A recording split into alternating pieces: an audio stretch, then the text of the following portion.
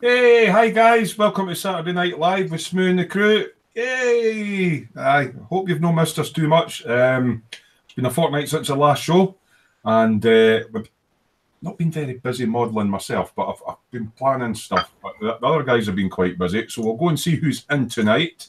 My computer's fixed and everything, it's brilliant.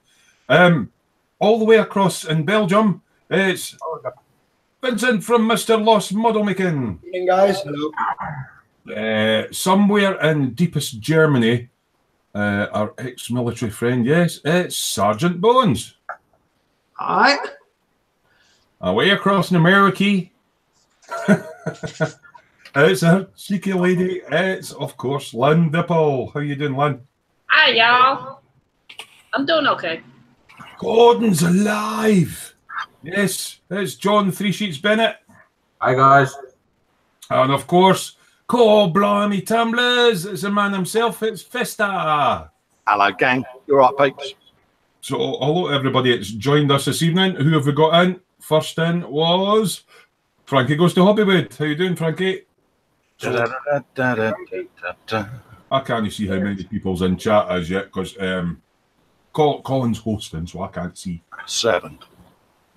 Just remember that if you've come in and you're watching on any other link but YouTube itself, click the YouTube icon in the bottom right-hand corner and you can come in and join in the chat. So, who shall we pick on tonight to see what they've been up to? Any other link? Hey? Hey. Okay. Yeah. Right, who will pick on? Well, I'll pick on Vincent.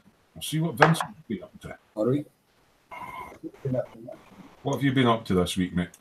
I painted and built the Gundam torso. Oh, you did the Gundam. Now just get decent lighting on here. On you. That boy there. And I've also got one of the legs done and dusted. They've got rather interesting shoes on that one. Yeah, I mean, you know, part of his fighting kit, I suppose. Like, The joints on the knee are quite cool because it's double jointed as they usually are. But then this part actually moves along with. oh, it does that on my one as well. Yeah, it's pretty cool. Rather spiky looking. Yeah, well, you know, that side goes with the team, I suppose. You've got all your armour finished, haven't you? That you were doing. Yep, that's all in the background, but I think I showed you that last time, we were on. I can't mind. I think, had you finished your tiger last time we were on? Yeah, I started, last time we were on, I had started painting these little figures, right? Oh, that's right. Yeah. I can paint that in a minute and just need to turn on my bench cam. No bother. Great stuff. So you've just been doodling away with a Gundam. Yeah, pretty much. A lot of parts to it, so just chipping away at it. Great stuff. Cheers for that, Vince. Let's see. I'll just click that button. Hey. Who else is in? Shane Young's in. Good evening, everyone. Hope all are well. How you doing, Shane? But everybody's dead quiet tonight. They're all behaving. That's unusual. How long will we give it before all the misbehaving starts?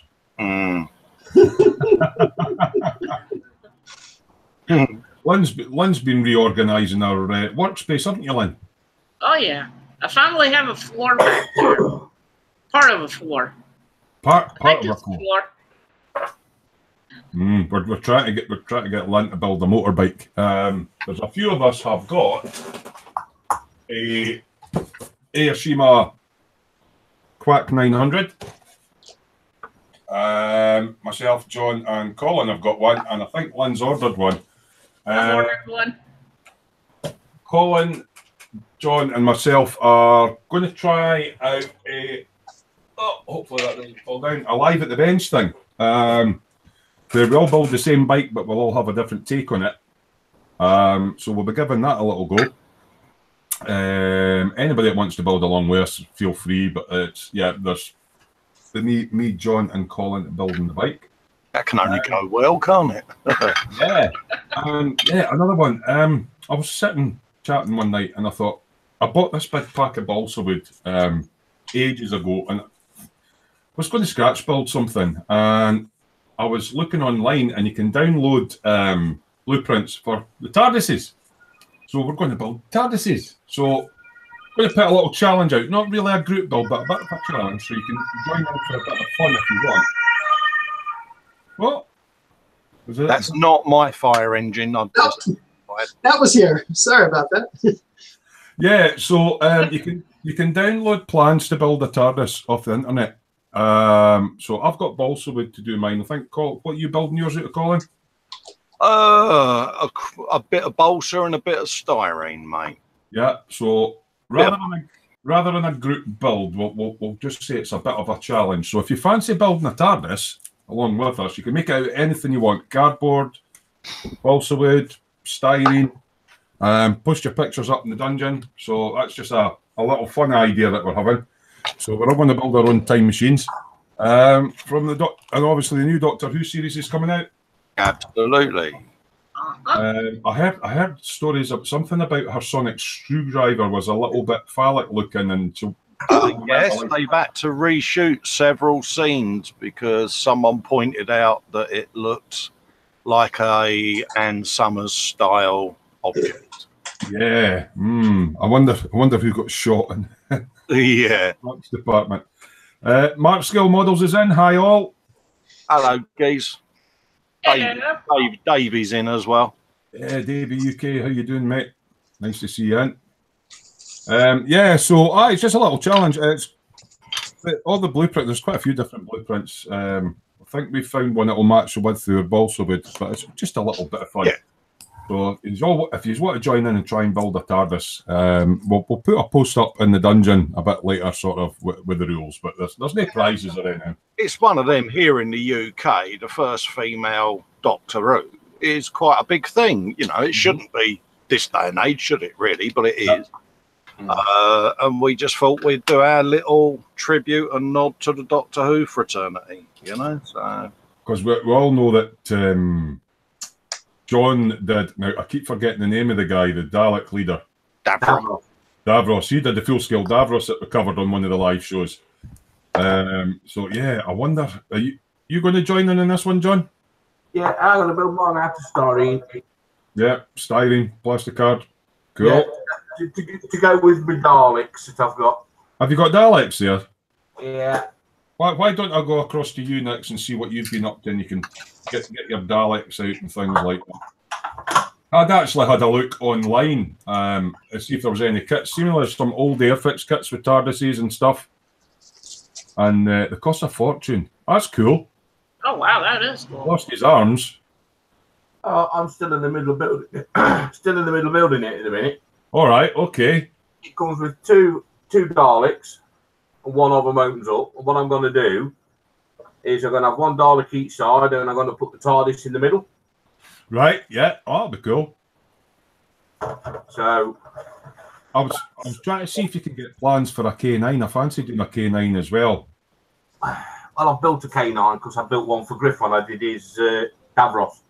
Oh, I'll need to see if we can get any plans for that. Just a quick hello to people before we get on to what you've been up to, John. But yeah, it's just a little thing I've got running on the side.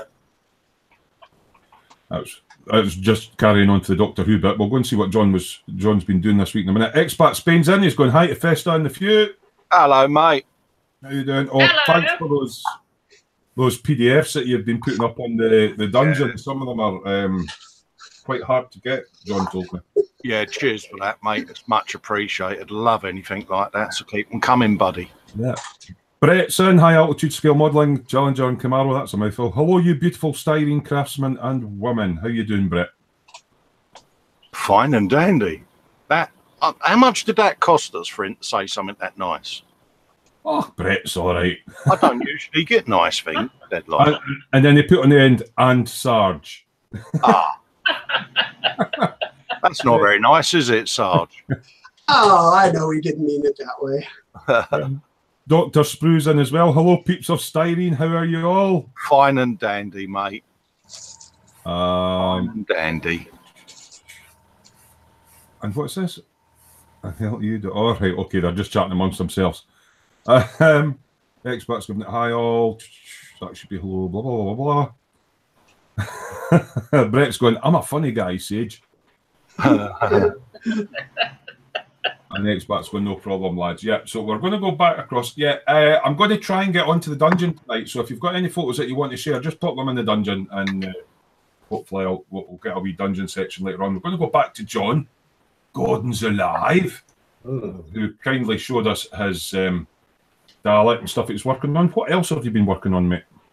Oh, I've been carrying on with the weathering on my F-16. I like that. I do like that. Put a wash on it and started to rub it off and He said rub it off. panel line it and stuff. So I've been working on that. I asked you a silly question about that plane, didn't I? Because when I looked at it on the top, there's a load of black lines, and I'm like, they stand out quite a bit. That's for where you can walk or something. More markings. Where you walk. And I've been doing a bit of detail painting on me Apache.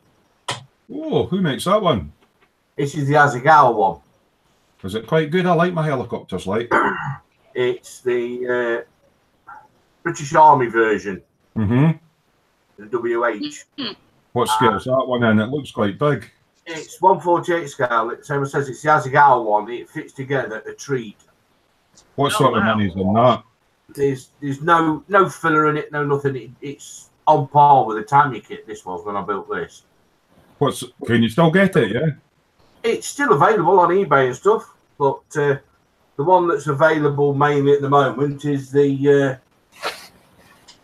old monogram reboxing in an Italeri box of the Apache with a few updated parts that don't go together too good. Ah, right. Okay, so I have to avoid that one then. Yeah, it's a bit nasty. And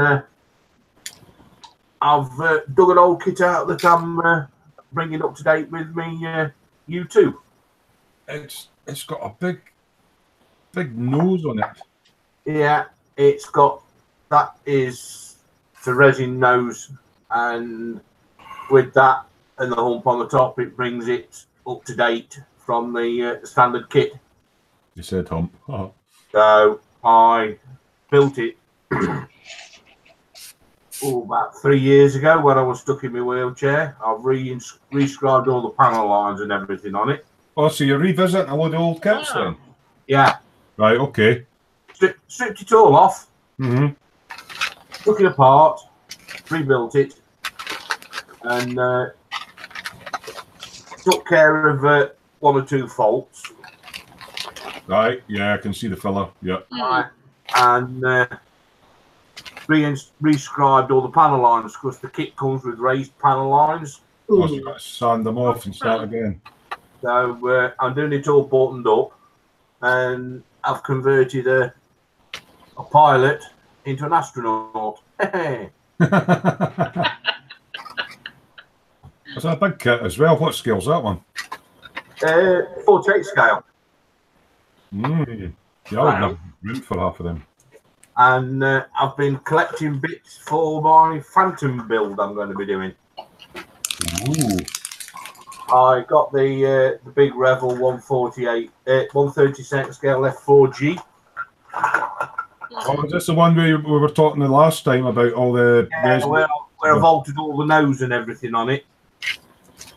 But this build is going to have the full Monty, because I've ordered and got now some seamless full depth intakes for it. Oh, wow. All right, yeah. Well, they're cool. Yeah. With the correct opening at the front, because the kit ones, it's too narrow and that shape's not quite right. So I've got them now, and I've got the reinforcing plate that goes underneath the fuselage across the wings and out to the tips. But that's quite a lot of resin, isn't it? Yeah. Yeah.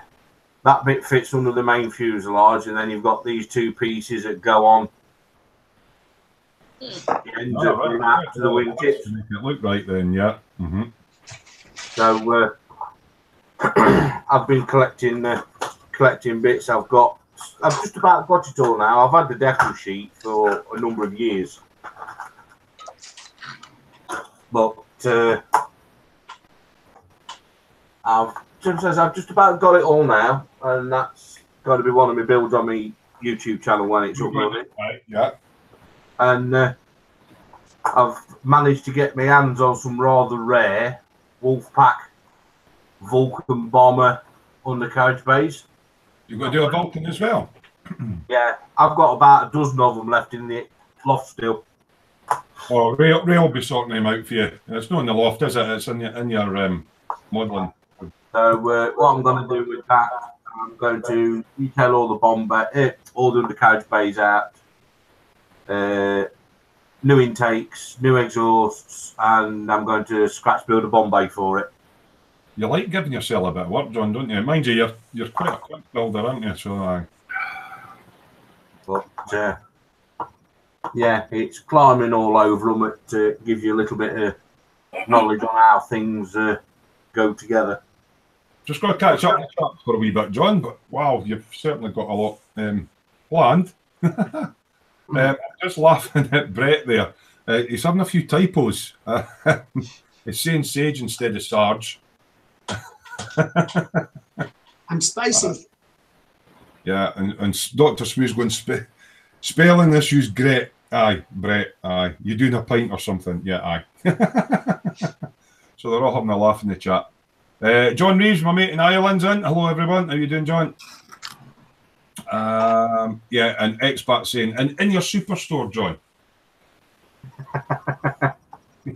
We were actually chatting about your stash the other day there, and it's like, jings. Yeah, that's the other big thing I've been doing this week, having a good clear out, and I've now got loads of it up there now. That was the stuff that was all under your bench. Yeah, this little lot there. Oh, bloody hell. Wait a minute, let me stick you on there. Insane, isn't it?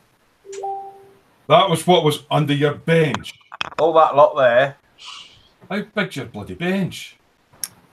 Oh, God. All that lot was under the table. Jings, Crivens, and help my Bob. That's mental. I tell you how big the table is. It's a 6-place dining room table. Oh, bloody hell. That's crazy. Right. Cheers for that anyway, John. Yeah, as usual, guys in the chat, get your questions and stuff in, or whatever you want to talk about. That helps keep the chat going. We're going to go to our special guest. Yes, actually, he's becoming a bit of a regular. How you doing, Sarge? I'm fine, Terry. I'm fine. Have you been working on anything this week? Yeah. Well, I mean, you've seen it. A little bit of armor. The butcher. Now, I thought that was 172nd skill, but you were saying...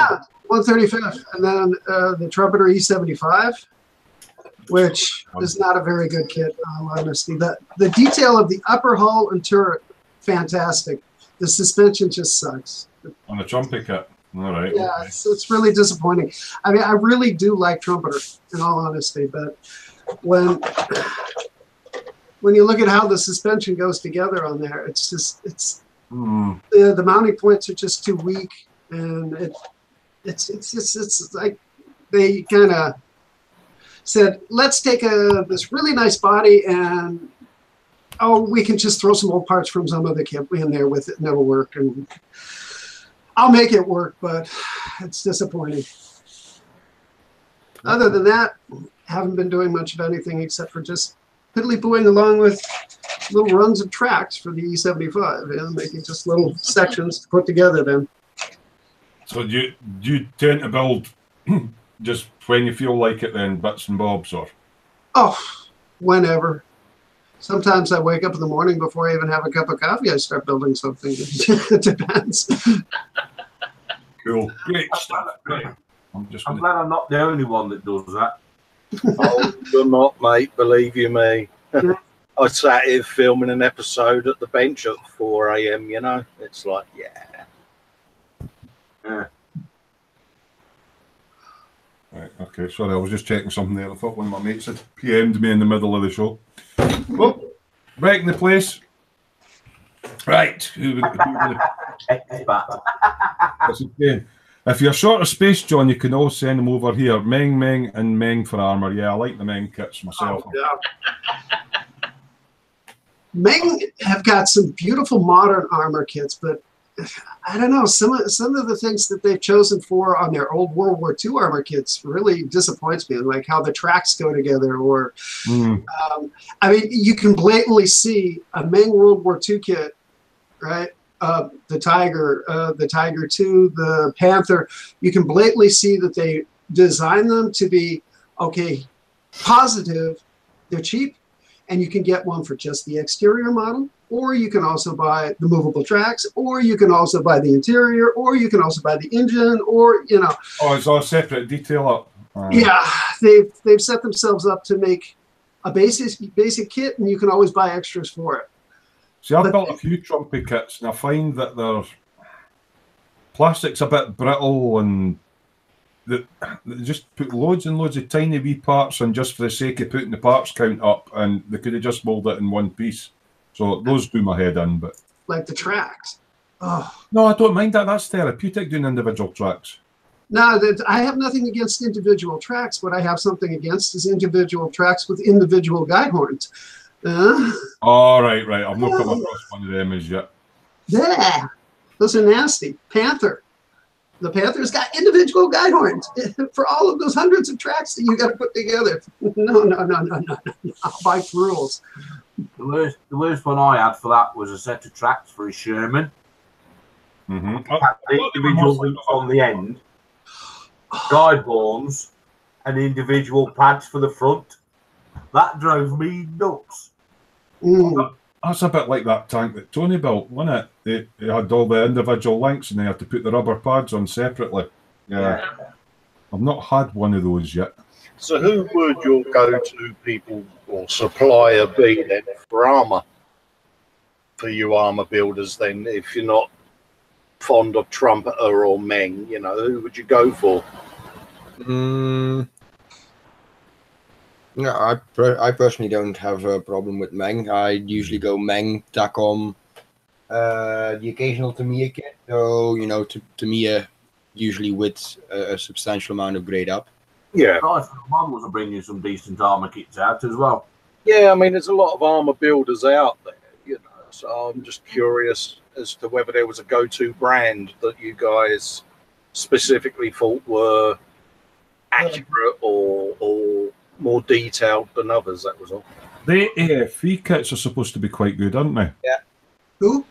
AFV. Yeah, they've got a lot of very good kits, but in all honesty, it depends on what I'm looking for a kit. If I'm going towards modern armor, I'll definitely grab Meng. Also, what's not bad with modern armor is Panda hobbies and Ryfield models. Yeah. Okay. As far as going back towards World War II, then, yeah, you can take any of them, but AFE clubs, and it seems to be a little bit better on that as far as logical construction.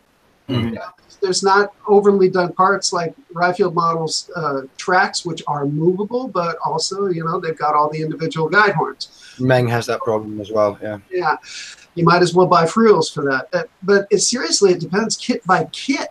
You know, if I'm looking for modern Russian, I'll go mini art and tack on. If I'm looking for, if you're up for a bit of work, Trumpeter does some nice and decent Russian stuff as well. Oh, I know. I've got the 1/16 scale Trumpeter T34. So you just go in knowing it'll take a bit more work than like a Meng would. Yeah. Yeah. So if you're going for Russian armor, what would you say would be better? Because I like my Russian armor. Yeah. There are some Trumpeter kits that aren't bad for Russian armor, but I'm finding the TACOM are really, really well detailed without going extremely overboard on the parts counts, unless you want it. Mini art also. Yeah. Although mini art does, I think, God, that one mini art kit I have has got like 194 photo etch parts. It's like, whoa. But they're extremely well detailed. You know, you cannot question the detailing on it. But it still depends, case by case. You have to really look at each kit carefully.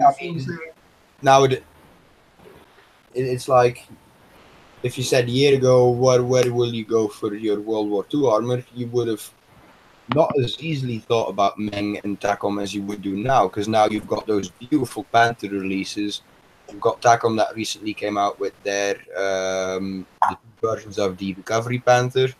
Now Meng has that beautiful Jagd Panther coming out. TACOM has a full interior Jagd Panther coming out. It's, a lot of these brands like Riffield is doing some nice stuff as well with the World War II stuff. Look at their Storm Tiger. Yeah, full interior Storm Tiger, yeah. Oh. Things, we seem to have a couple of armour buffs in the night. No, really? You like your armour, and I love it. Vince likes his German stuff.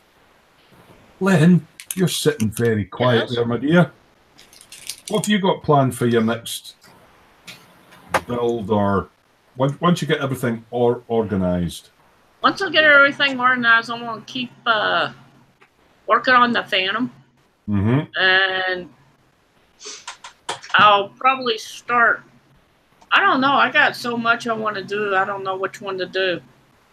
But I'll probably start the motorcycle when y'all start the motorcycle. Yeah, I've heard somebody persuaded you to get a motorbike. I don't know. Yeah. I still got that Sherman tank that I want to do. Mm-hmm. And then I have that Black Hawk I want to build. You like your plane, don't you? A what? Yeah. Black Hawk. Black Hawk, is that a helicopter or is that a plane? That's a helicopter. Yeah, I thought that. Yeah, the Black Hawk out the Black Hawk down. Yeah. Black Hawk Down. Have you never seen that movie? Yeah, I've seen it. That's what I'm saying. The Black Hawk out the Black Hawk down. Yeah.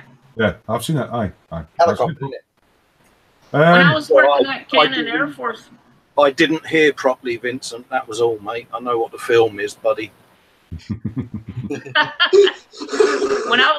When I was working at Cannon Air Force Base, they had a static display brought in, and it was a Black Hawk that was used in the film Black Hawk Down. Oh, cool. That was cool. Yeah, I do. I've no built a helicopter. I've got one sitting, an ordinary helicopter, a Sea King up there, but I mean, I've not built one for years.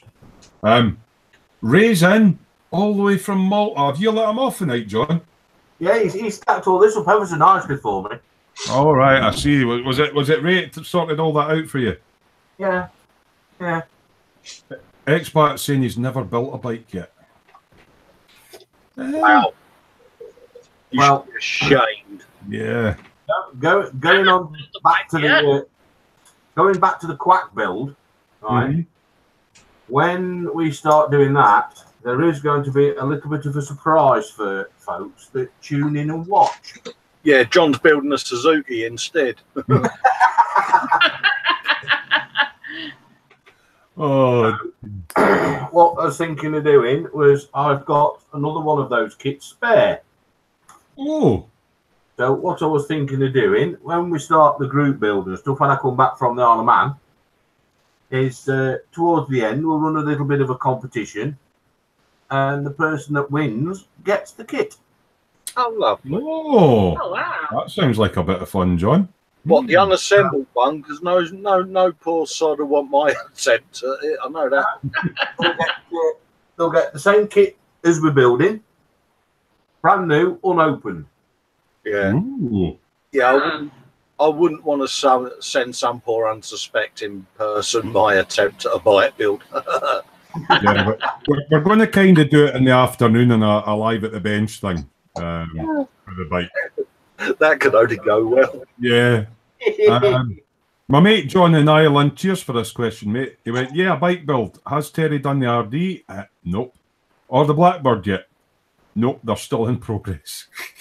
Has Terry finished the kit this year? Nope. Yes. Yes, I have. Yes, I finished it. When? When was that, you sneak? I've done. Yeah, come on. Yeah. Yeah. A few Come silver on. ones. There's still time. It's only August. I've still got the Beetle to finish, haven't I? Yeah. Yeah, everything's sort of half done. Yeah. And it's been very warm. You, Arthur model. For model. Well, I mean, it takes me 2 days to get the box open, Cole. You know that.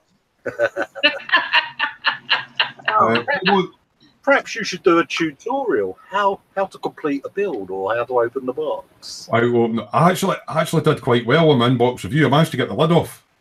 Oh yeah, I sat and watched it, mate. I was pretty surprised at how can I word this, because it's not 9 o'clock. It wasn't edited. I kept it under 20 minutes and I got the lid off the box. Yeah, poor quality parts, should I say. Yeah. But how many takes did it take you to get the lid off, though? I did it in one, Lynn. I did it in one. It normally takes me 2 days. Any consolation, Lynn, he got the kit in February. Oh, okay, so he's been practicing. Yeah. Yeah. Slow build up. And on and off. Yeah. Don't feel sorry for him, people. You'll only encourage him. See, what have you been up to, Colin? Aye. What have you been up to, seeing as you're being so cheeky? I've been. I cleaned my bench up. Yeah. What's on your T-shirt? I am currently. Oh, this is one that our friend Kenneth got me. Currently unsupervised. I know it scares me too, but the possibilities are endless. Our Australian friend Kenneth, bless him. Thank you very much, Kenneth. Yeah, one of our figure painting friends, should we say, and he sent me a lovely little T-shirt because he saw it and for some reason thought of me. Yeah, I can imagine why. Yeah. Because, as you know, during the week, and poor Lynn will recount, I do get myself into a little bit of a state when left alone in this man cave unattended. Yes. As for this week, I've been clearing my bench out, ready for the bench build, because I had managed to get myself down to literally just enough space to move the mouse about 2 inches on the bench. So I had to take my finished builds off the bench and put them on the shelf. Yeah, and I've heard you had a visit for a big fan this week. Yeah. I broke the fan in my man cave, so I ordered a new one. And when it turned up, let's just say it's rather industrial size. Yeah, 20 quid, mate. Can't grumble for that. Wait, 20 quid, and it's got a remote. Yeah, so I can sit there and go. Oh dear. I'm as happy as the proverbial I've been slop with that. And I've done part 1 of my Greeblies build. Lee Eagles, I don't know whether he's in yet. I've not seen him yet. No. He might be working because he works at the McLaren Technology Centre in Woking. Good plug. Yeah. He sent me a shoebox full of Greeblies, and pretty much the idea was bandied around that I had to build something out of the box of Greeblies, and I've been filming that this week. So First part's up. Yeah. First part is up on YouTube, getting shot at like a clay pigeon, but I don't mind that. We know what I mean. Yeah. And part 2 will be getting edited and go up during the week. I would hold it up, but it might spoil it for Lee. So Yeah. Aye. But Yeah, I thought that. Yeah, keep it for the video. sorry for those of you in chat that are giving me nice feedback on it, but yeah. All will be revealed. Yeah, good stuff, Cole. Right, I'll take you back off present. So, what has everybody in the chat been up to? What have you been building? What's that say? Clever shit, Cole. There you go, Expat. Expat's actually got a question. He has a lot of modelling magazines and books in PDF format. So he's asking generally the people in the chat, because we've been posting a couple of them up on the dungeon. What books or magazines are people after? Is there a particular issue or? Any of the Tamiya magazines, any of the weather magazines, anything, mate. What you've got, fire up, mate. I'm looking at doing a database thing that we can upload and people can use online if you want. He uploaded one of the Messerschmitt BF 109E, didn't he? So that'll be handy for when you go to do... Yes, it's brilliant, because for me, I've got probably 2 or maybe even 3 now that Sarge has been on board with us. I would say rivet counters, but I mean that in a jokey way. They know it's banned. Historical accuracy fans. Yeah, there you go. I mean, I was bought a tank for my birthday, so thanks for all of those that put in yet again, by the way, in case you're feeling left out. Also, a plane, BF 109E, was gifted to me by our friend John there. And I'm absolutely petrified to build them because I've got 3 of the biggest rivet counters sat here. And I'm like, and that's meant in a nice way. They know I'm only joking with them and that, and I appreciate their feedback. But for someone that's not built it's way out of my comfort zone, and it's a little daunting, but in a nice way, you know. We can always ask them for tips and that. Well, this is it, because any critique they give, and believe you me, they give it, is constructive. And isn't that what the hobby's about? You know? If it helps you get something. Yeah, you know, if I hold up a tank and say, "Rightio, guys, what do you think?" I'm not going to expect people to say that's wonderful if it's a pile of tosh. Yeah. So you would expect constructive criticism back, you know. But it's like Colin was on about that kit, because it's lacking in certain areas of detail, shall we say. Which one is that, John? 109. Yeah. And you were saying about you wanted to build the undercarriage bays. Yeah. So that's why I sent you the pictures over of the undercarriage bays, how it's photographs of it, now it's constructed. Yeah, I mean, it's a kit I first built. It's the first kit I ever built as a young lad, and yes, I was young once. And I built it with an uncle who sadly is no longer with us, and it was one of those that I'd been looking out for because I wanted to revisit a really fond childhood memory, I suppose. And yeah. Getting back to the magazines he uploaded a good one actually. It's for people who haven't built motorcycles before. It's a Tamiya guide to building motorcycles, and there are some useful tips about detailing up and things like that. So that's on the dungeon as well. I took that. I got that one. Yeah. Ray's going, "Hello, John, my friend." It was like a wee echo from a wee, "Hello, let me out this box. Hello, John." How's your back, Ray? By the way, I heard you put your back out moving all them bloody models from under that bench, mate. Hopefully you recover, fella, and I'll send you over a tube of deep heat, mate. Yeah, he's done a very good job. He put the shelf together for me, and he stacked them all up. Do you know something, John? Do you know something? I would absolutely piss myself if he walked through your back door one night. Just got to say, "Hi, friends, But saying that, I can edit video quite well, so you never know. And me, because my front door's locked. Shane Young saying he's just finished the Citroen H van. I just seen the pictures going up in the dungeon for that. Oh, nice. Halfway through the Italeri Mark II Escort RS 1800. Which is that the group build, Shane, for Mark over at Sprue Surgery? Building them, because I think he was doing a group build on that. If it is, mate, yeah, you've put the pictures up. I'll look into that because I'm thinking of getting the kit myself. What's Expert saying? We'll have all the weathering mags. That's good, yeah. Weathering mags are good. Yeah, I love them, mate. Anything like that, any of the magazines, because you know, there's days I can't get out to the cave to build, as people know, and I don't want to bore you with it. But I'll sit there with the iPad reading modelling magazines and that. So yeah. And Davey UK says he started another Space Marine. I like the Space Marine stuff, like Warhammer 40k. Yeah. Did you want to say about the other build that some of us have got in our stash? What one was that? Yeah, I haven't got it yet. No, it's still sat in my front room, mate. I've got to send it out to you, you Burke. Right enough, aye. I got to order mine. There's a few of us going to do a Trekkie build. Hey, Vince. Yep.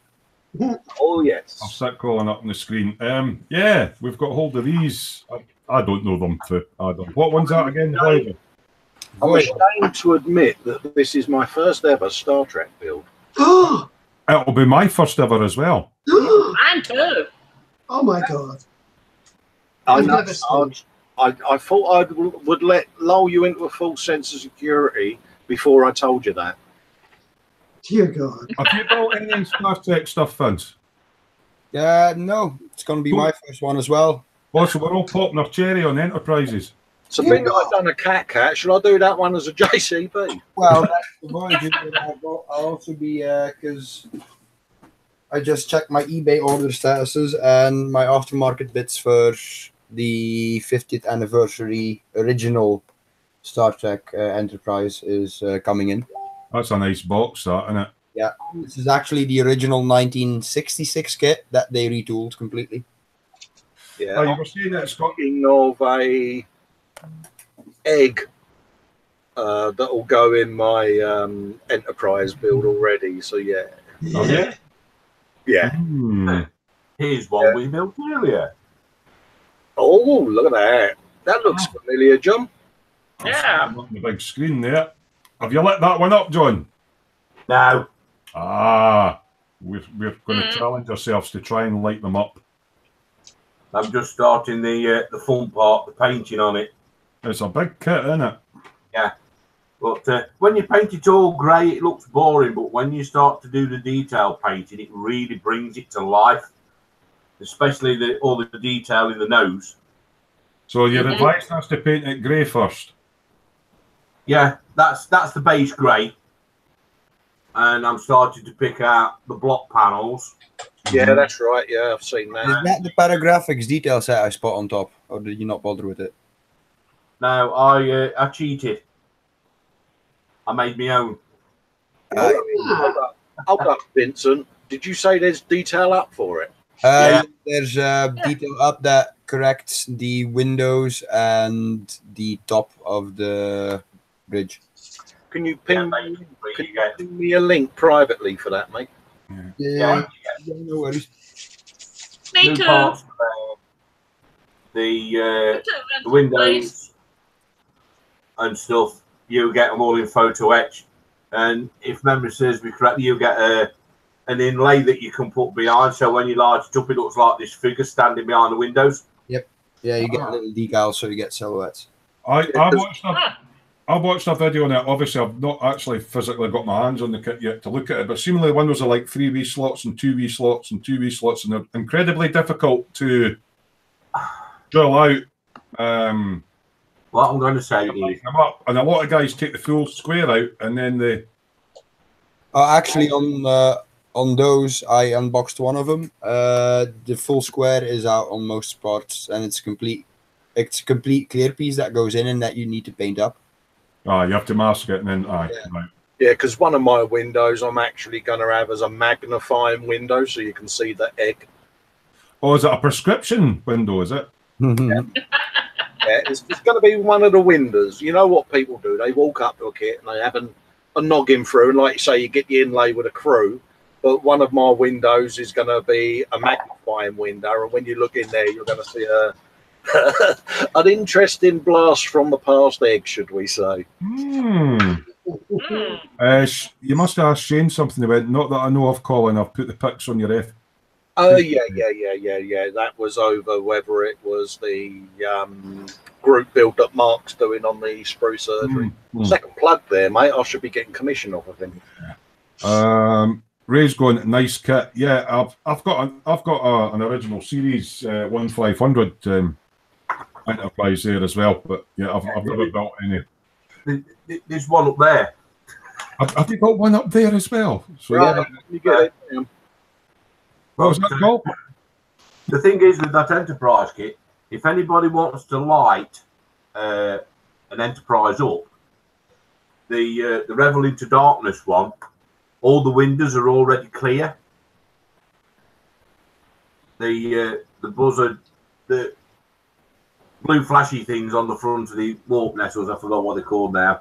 LEDs, Warp engines and stuff. Busar intakes. That's it.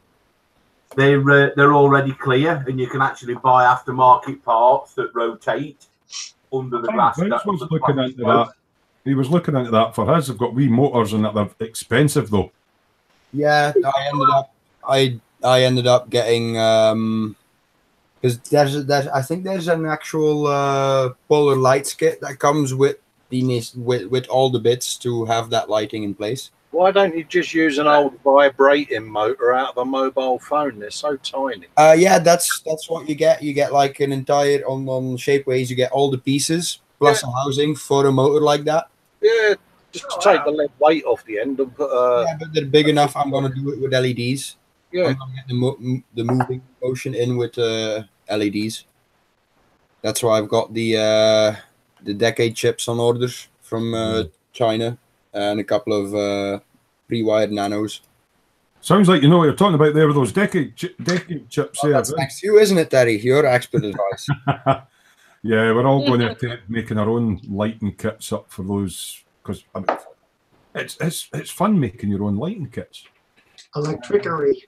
A subject like that is very grateful for lighting, isn't it? It's not because you're not restricted to what you can do. Like if you're on a historical model, like my big B17, I'm going to light it, but there's only so many places you can historically put lights.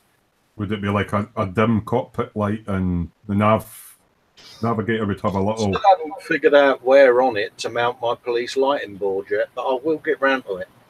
Oh, are you going to make yours a police interceptor? I'm jesting, mate. I don't think the Star Trek community would forgive me.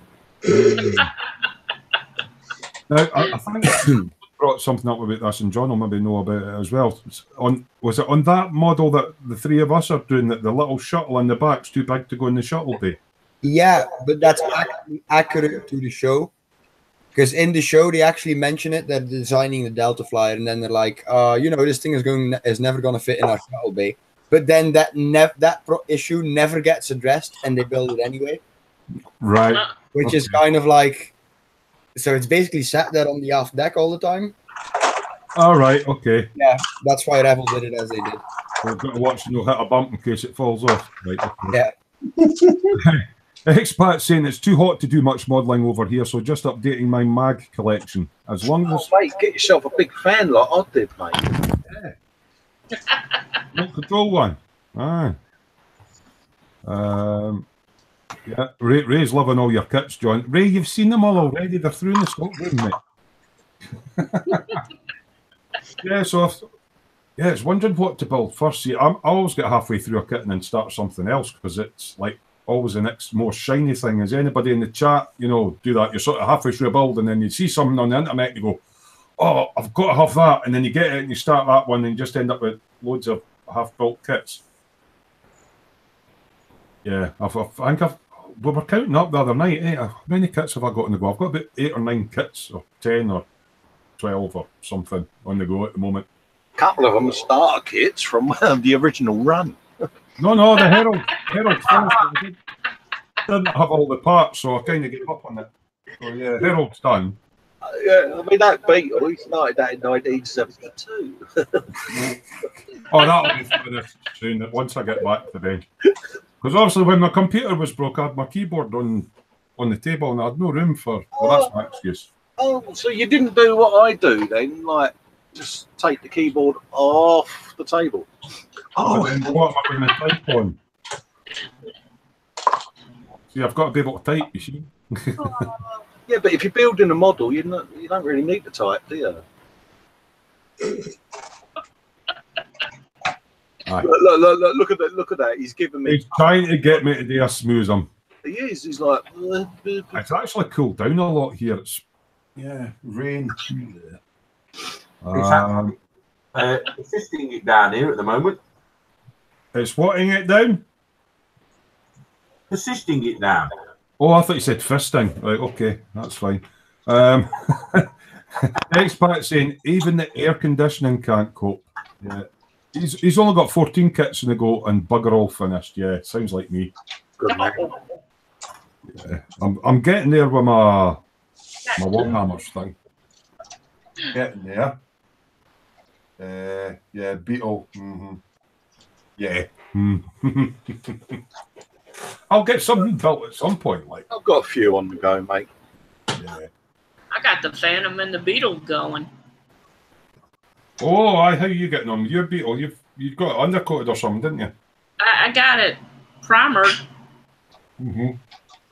and I'm just sitting there. I'll work on that when I get my desk put up, cleaned up. Hopefully in a couple of weekends.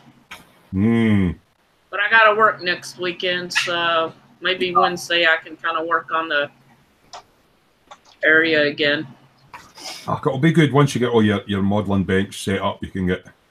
We're going to try and get you using your air, but you've got your compressor, you've got an airbrush, you've got a hose for it. I got an air compressor, the hose, the airbrush. Airbrush. Thank you. My brain's kind of. Yeah, we'll need to try and get you airbrushing, Lynn, because it's great fun. Especially when it blows back and all the paint goes up your face and everything. It's great. Yeah.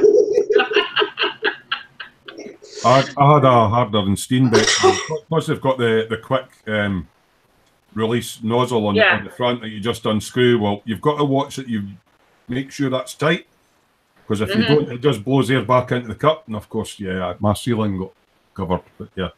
Oh, okay. So yeah, I didn't test it. I just went right, okay, paint in, and then oops, yeah. Oh God. So yeah, so I got rid of that brush. Yeah. What? See, everybody. I thought John was busy beavering away building something at the bench there. I can see Sarge is building tracks. Vince has got a vacant look on his face. Not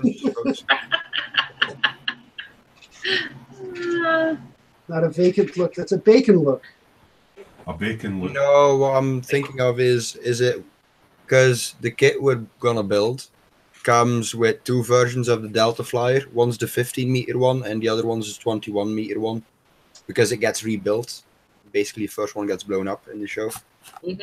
Oh, is this the Star Trekky one? Yeah, and the small size one fits in the Revel kit, but the 21-meter one doesn't. And I'm figuring, is it worth actually expanding it? Because there's no decent size references for the Shuttle Bay and Voyager. Huh. I could always just leave the shuttle out and just say it's away shuttling. You know, I don't have. I'll see when I get it. Aye, 14 kits and go and bugger all finished. Yeah, that rings a bell. Oh, excuse me. Right, I'm just going to have a quick look and see what's been posted up in the dungeon. See if there's anything interesting there before we're going to have a look.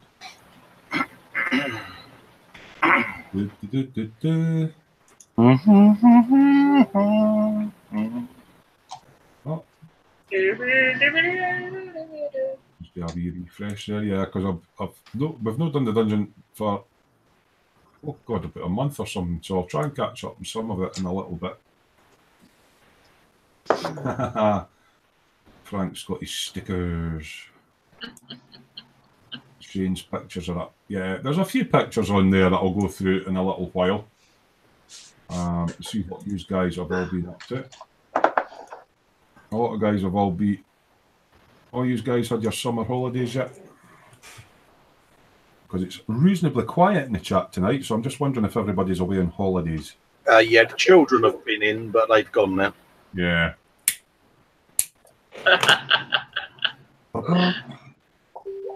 Oh, there we go. There's expats starting posting up loads of files. Yeah, all the magazines and everything. Yeah, so. I had that happen today. It wasn't filler, it was super glue. Oh. I grabbed the tube and I was like, wait a minute. Nigel's Mustang and models. Been listening whilst making wire handlebars for my Trumpy condensator, is that? Yeah. Condensator. Yeah. That's big, strong Russian artillery. Is it? All right. Yeah, I thought that might cheer you up there, Sarge. You can get little jigs for doing the wire handles, can't you? Yeah. You know, if you bend your own, because some of the kit ones, especially in the trumpy, you got to cut them away from the sprue, and you're ever so careful, but it's that brittle they just break anyway. So yeah. Yeah, I think Trumpeter actually makes a pair of pliers with different gauges that you squish, and you get automatically the size that you need. I might have a look for that, because I've often had to remake them just by, you know, pair of pliers and tweaking them out of wire. Yeah, so a condensator. So do you say that's a piece of artillery then, not a vehicle? Yeah, the model itself in 135th has got a gun barrel that's like 16 inches long.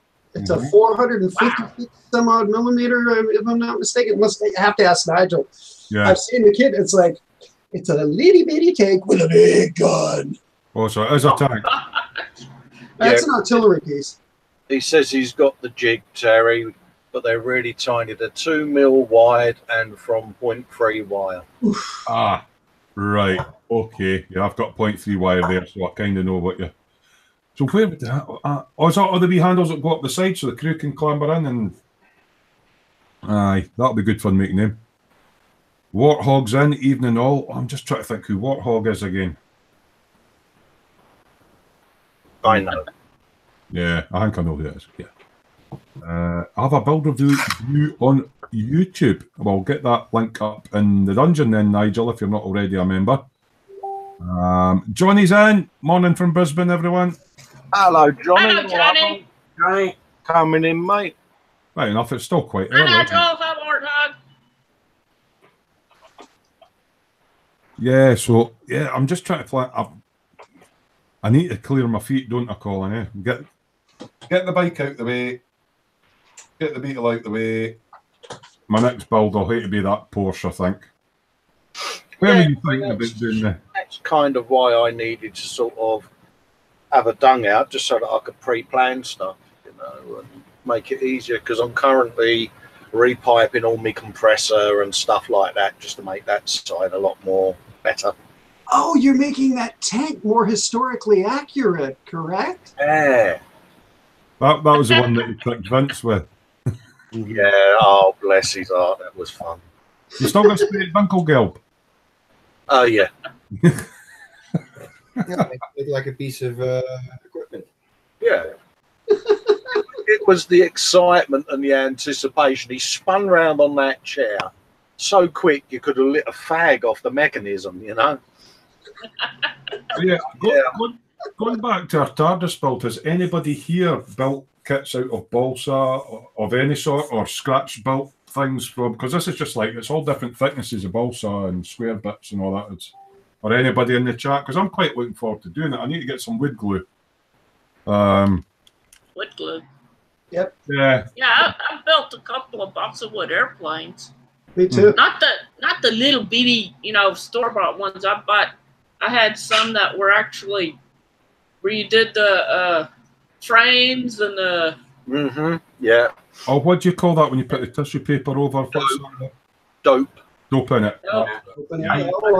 Or using that rice paper. Yeah. But I didn't put the rice paper on it because he didn't want it. He wanted to see the inside of the ribs and the. There's seemingly special stuff that you can get. It's actually plastic, and you put it on, and then you heat it up, and it. Oh, that's Mylar. Yeah, that's actually what a lot of RC airplane models use as get on that plane, because it's like that's fun. I've built a few radio-controlled aircraft, so the old-fashioned way with tissue and dope, and with the iron-on stuff as well. So, do you do that for a plan in pieces of wood, or are you doing it from sort of laser cut pieces? Do you know how you can get like the kits? That one did one. It was beautiful. It was an airplane that had all the wooden airframe and everything. He actually left it all visible, if I remember rightly. But you get it was all laser cut, or do you do it from a plan? It was a really old kit that had individual pieces. It's like building a wooden ship. Mm. And you had a big plan, and you had to follow it just the way you're supposed to, like you're building a wooden ship. Right, yeah. And the model was like about this big. Because I've never long. And never really done anything for a plan, you know, rather than it being all pre-cut. Oh, yeah. the SPAD 13 that I built when I was, what, 14 or 15, that was huge. That was a 1/32 scale. It wasn't pre-cut. It just had where you had to cut printed on the pieces of balsa. Yeah. Oh, right. Well, that's handy. Yeah. I think I had one. I think, was it the Wright Brothers one that was out years ago? Yeah. Oh, that'd be good. And that was balsa and the tissue paper, wasn't it? Yeah. Mm-hmm. That was the one I did. Had the ailerons and that at the front, and yeah. A lot of rigging and that to do on them. Rigging that one's a pain in the butt. Ugh. Expats saying solar film, you know, for the... I've never heard that. Solar film? You know, we were talking about the plastic stuff that shrinks. Yeah. Expat saying he's done both. He still went home in black hat. Yeah.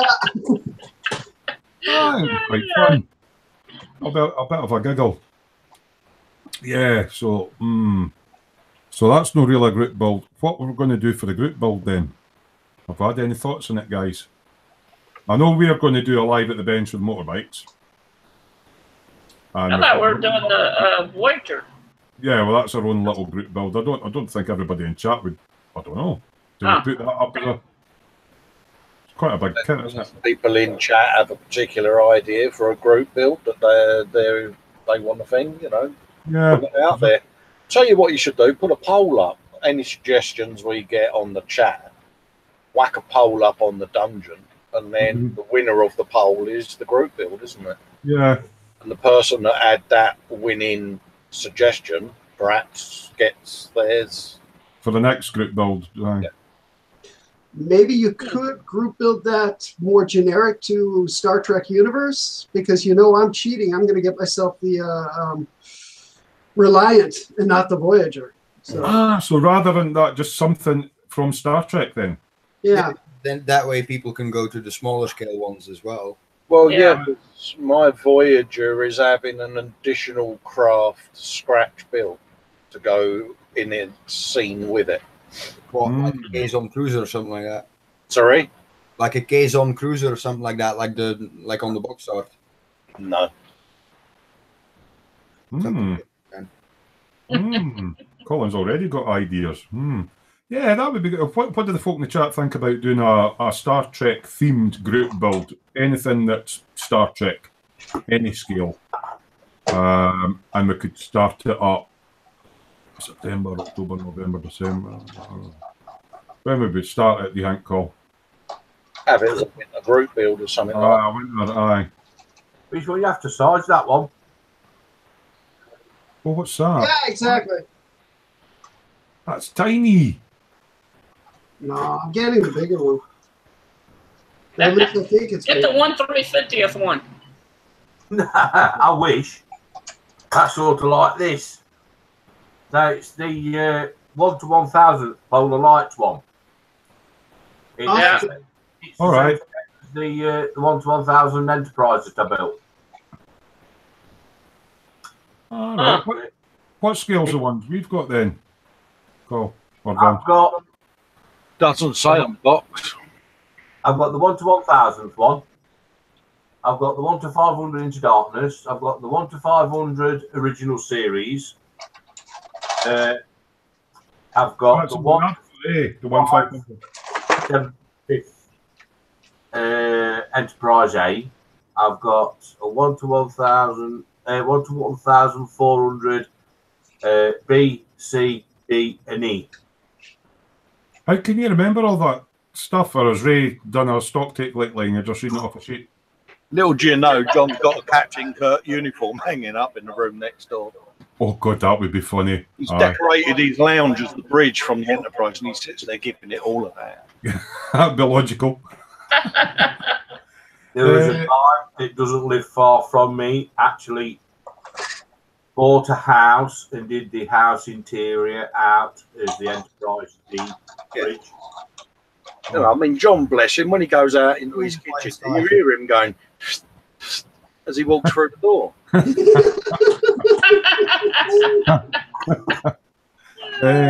Johnny Blythe was on about the balsa question. He uses it, but only small scale fences and stuff. He doesn't use PVA. I use balsa cement from Pacific Balsa.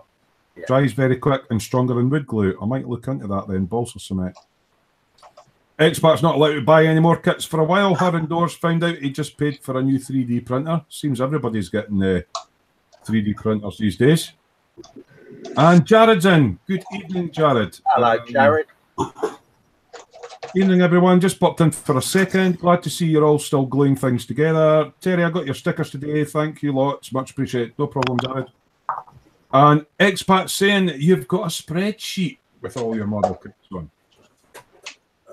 There's some memory for them all. And Jared, obviously, I don't know if Lynn's got the chat on, but Jared's going, "Hi, Lynn." Oh, yeah, you have got the chat on. Hi, Jared. Yeah, I got the chat on next door. I can see your wee spanner there. He's smiling away. Oh, poor Hog. Why are you laughing at me, Festa? You know. Yeah, I know who it is now. You know I know, because you know I know. Ah, but you know that. I don't know. So, yeah. I don't know. Any K9 plans, I wonder. I could maybe get a K9 out of it. I'd be better doing that with a plastic card, eh? Yeah, a K9 out of plastic card. Could even do a wee dial or something for it. It'd be quite good. See that dial you've got with your Dalek on it? Yeah. Is that a pre-bought one? Yeah, it's the Airfix one. Right, okay. It comes with two talking Daleks. Is that the one that's about 90 quid or something? Yeah. Right, okay.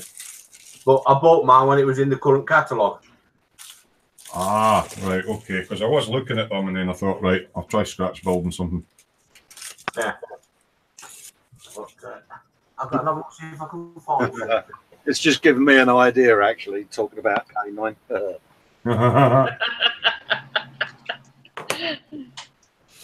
Right. I'll just...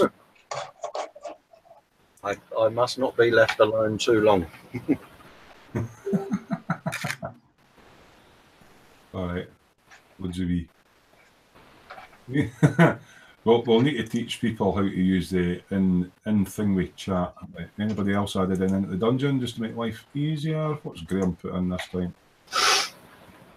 It's a bit early to go into the dungeon yet. We'll give people a chance to get some more pictures in. Oh, which reminds me, he's put a weathering magazine up. Excellent. We've got a poll on the dungeon at the moment. Open to you guys, really. Currently, it's set as a public group, which means that anybody that comes across the page can view what's in it without necessarily joining. But you do have to join to be able to post. And we were thinking about making it a closed group where if you want to see what's going on and what all the fun is, you actually have to join. So far, the votes are going in favour of making it a closed group. So if you go into Smoo's Dungeon and voice your opinion, otherwise we'll just go with the majority.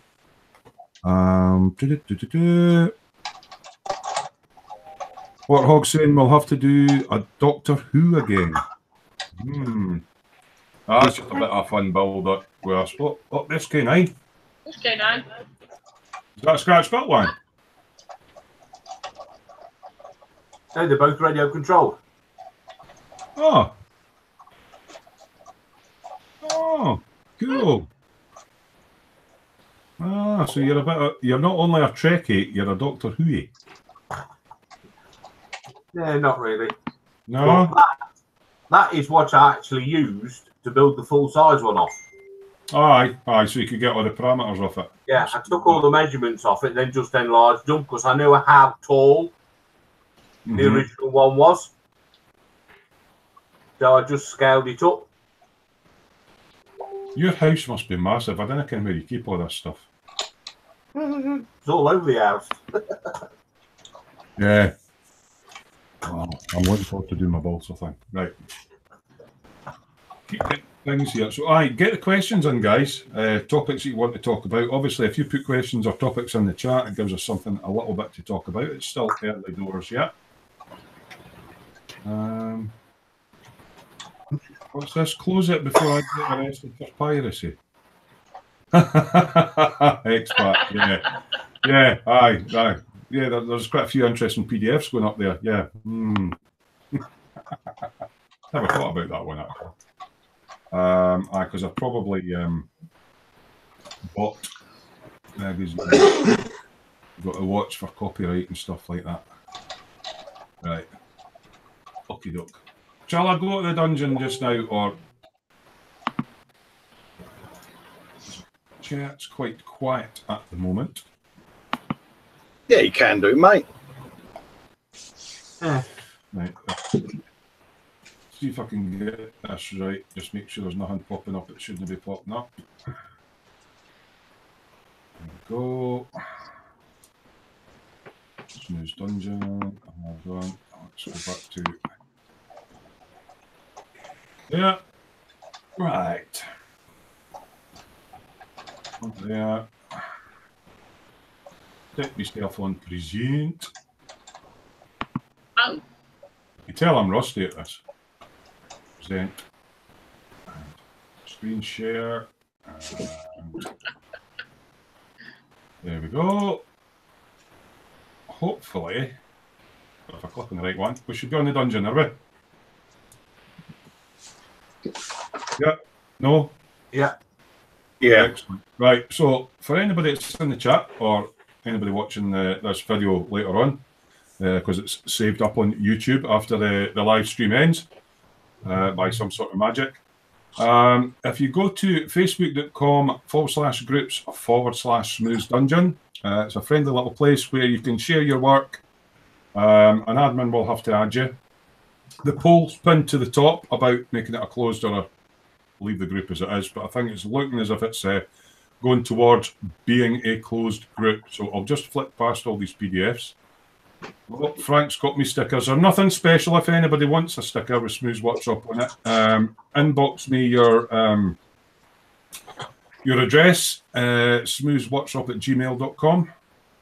Right, here's Shane. Now, I love this. Hellish Citroen H van. It's his first go at weathering and distressing. I think that's a cracking little kit, that. I was trying to figure out there what the animal was at the back. It looks like a hog of some kind, or a woolly thing. I do like this little van. So he's got a little tree dial and the van on it, and it looks like trying to get the livestock in with the looks of it. But I like distressing on the top. Yeah, so you've got a good bit of rustiness coming through that. That's a good job. Quite fancy that kit, actually. It's a nice looking wee kit. And it's made, it looks almost like it's made out of corrugated iron, eh? Yeah, I do like that. You made a good job of that, Shane. It might be a black sheep. A black sheep? Yeah. It's got wee horns at the front. So Oh. I'm thinking it's some sort of, I don't know. Oh, it's a wild hog. A wild haggis. Yeah. Oh, wild haggis, good God. It's not the mountain variety because all its legs are the same length, so it must be, the lower hills It's a variety. wild hog. Yeah, I think it's a wild hog. 223. That's looking good, Shane. So I'll just keep scrolling down. Oh, right. Oh, Philip's got some stuff in. He's been doing a Revel 1/72 scale, quite a big one. U-boat Type 9, U190, almost complete. Use light colour paints on it. It's 3.8 feet long. Can he nail this bugger to the wall, he says. I do like that. It's got like the subtle camouflage up the side. That's quite a nice looking kit, actually. It's a You big might old, want to put it on a shelf that's on a wall. yeah, it's a big old submarine, that one. I think that's the one that Fox built. Twice. 1/72 scale, because most of these are like 1/350 or 700, the same as the ships, eh? So that's a big old. Big old boat. Those are monsters. Wow. So yeah, Philip's getting into final stages on that. That's looking good, Philip. What else have we got? Chris the Gross Model's been a cheeky bugger. Don't run the bagpipes. You could put an eye out, or worse yet, get killed. Aye, killed. Yeah.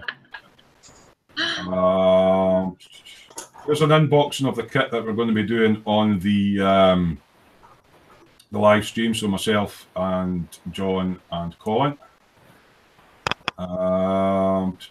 There's an update there from Vincent, Mr. Lost Model Making, just giving you a bit of an update of what he's been doing lately regarding tanks, his pack guns, and his gun plot. So he's not put a video up for a while. So do pop along to Mr. Lost Model Making, do a wee sub, because he's got a lot of stuff planned.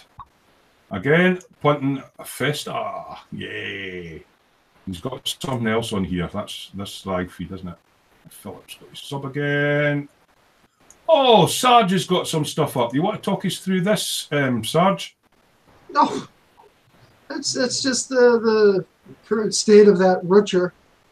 Made the base out of a simple window frame, a piece of Tamiya cobblestone paper that you can pick up for like 5 quids. Oh, is that just paper with impressions on it? Yeah, the impregnated cobblestone paper.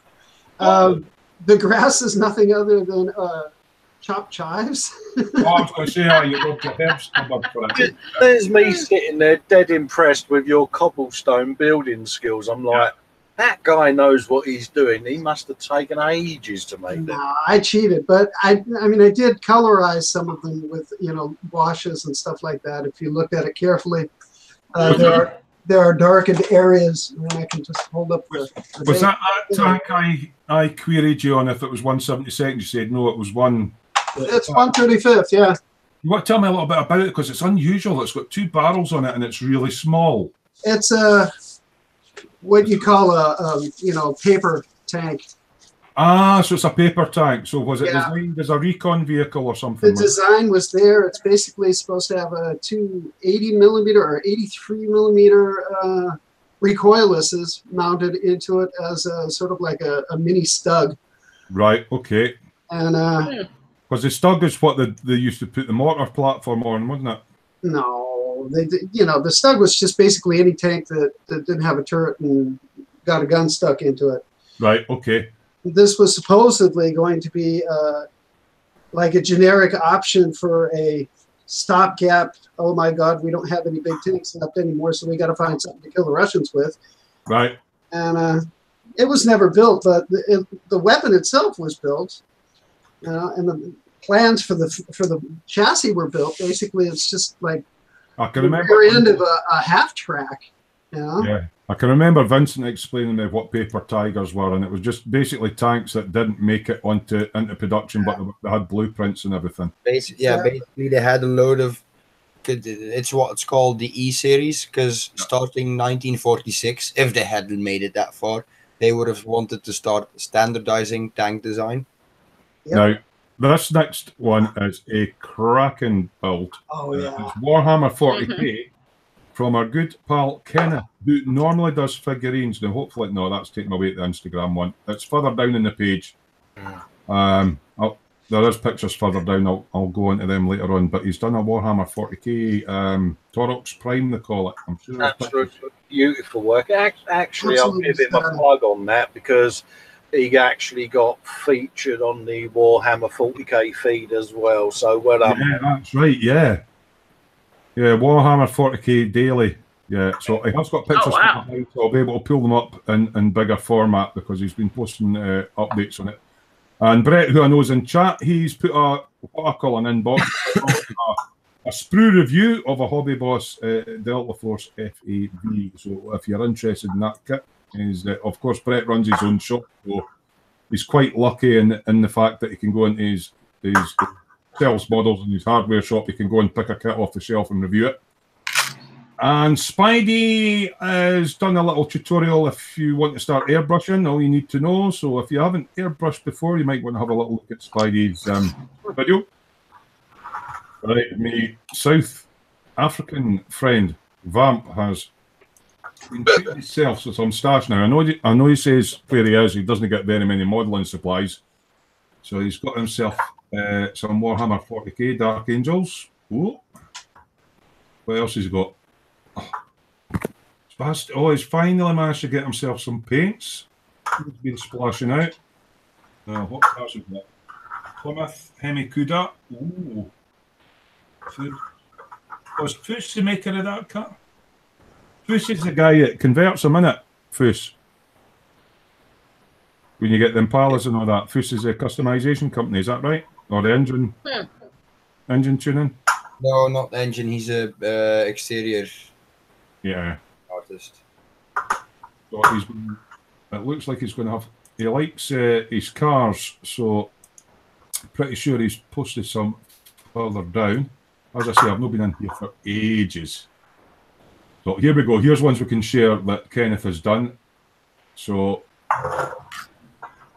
there we go. That's a Warhammer 40k kit, and I just love all the way he's highlighted all the edges and everything. He's got a really fine eye for detail, has Kenneth. I started mudding it up. But I do love the Warhammer stuff tends to lend itself to being able to pick up on the details. Everything's all nice and chunky, all the detail on it. I haven't actually seen that kit. I quite like that. So very well done, Kenneth. Something a bit different from your figurines. What else have we got? Jared's in just in time. Here we go. Right. Update. Started a Vietnam diorama. Centurion ready for weathering, and a Comet ready for paint. So he's got some little palm trees there. They look quite nice. Well, it looks like he's got. Oh, he's doing a bit of water dial as well. There's a boat down there. And his vehicles. Yeah, that's quite a large dial, that, isn't it? All nicely sculpted out. So he's including a boat as well. That's quite a nice looking kit. I do like that. Oh, that's nice. The only thing is I don't really know which one's which. Maybe Sarge can help me with this. It's obviously American. Yeah, I think he's having some internet issues. He dropped out. He's just right. Cavalry Charger. Yeah, that's nice looking. I like that. So well done, Jared. Maybe Jared can tell me in the chat what one that is, because I do like that one. Very nice. If he's still in the chat, let's scroll down. Let's see what else is in here. Right. Here we go, Vamp. He loves his cars. So it's a 1970s CUDA body in Alclad 2 Hot Metal Violet.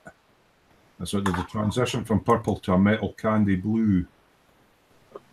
That is a nice colour, actually, isn't it? I do like the American cars.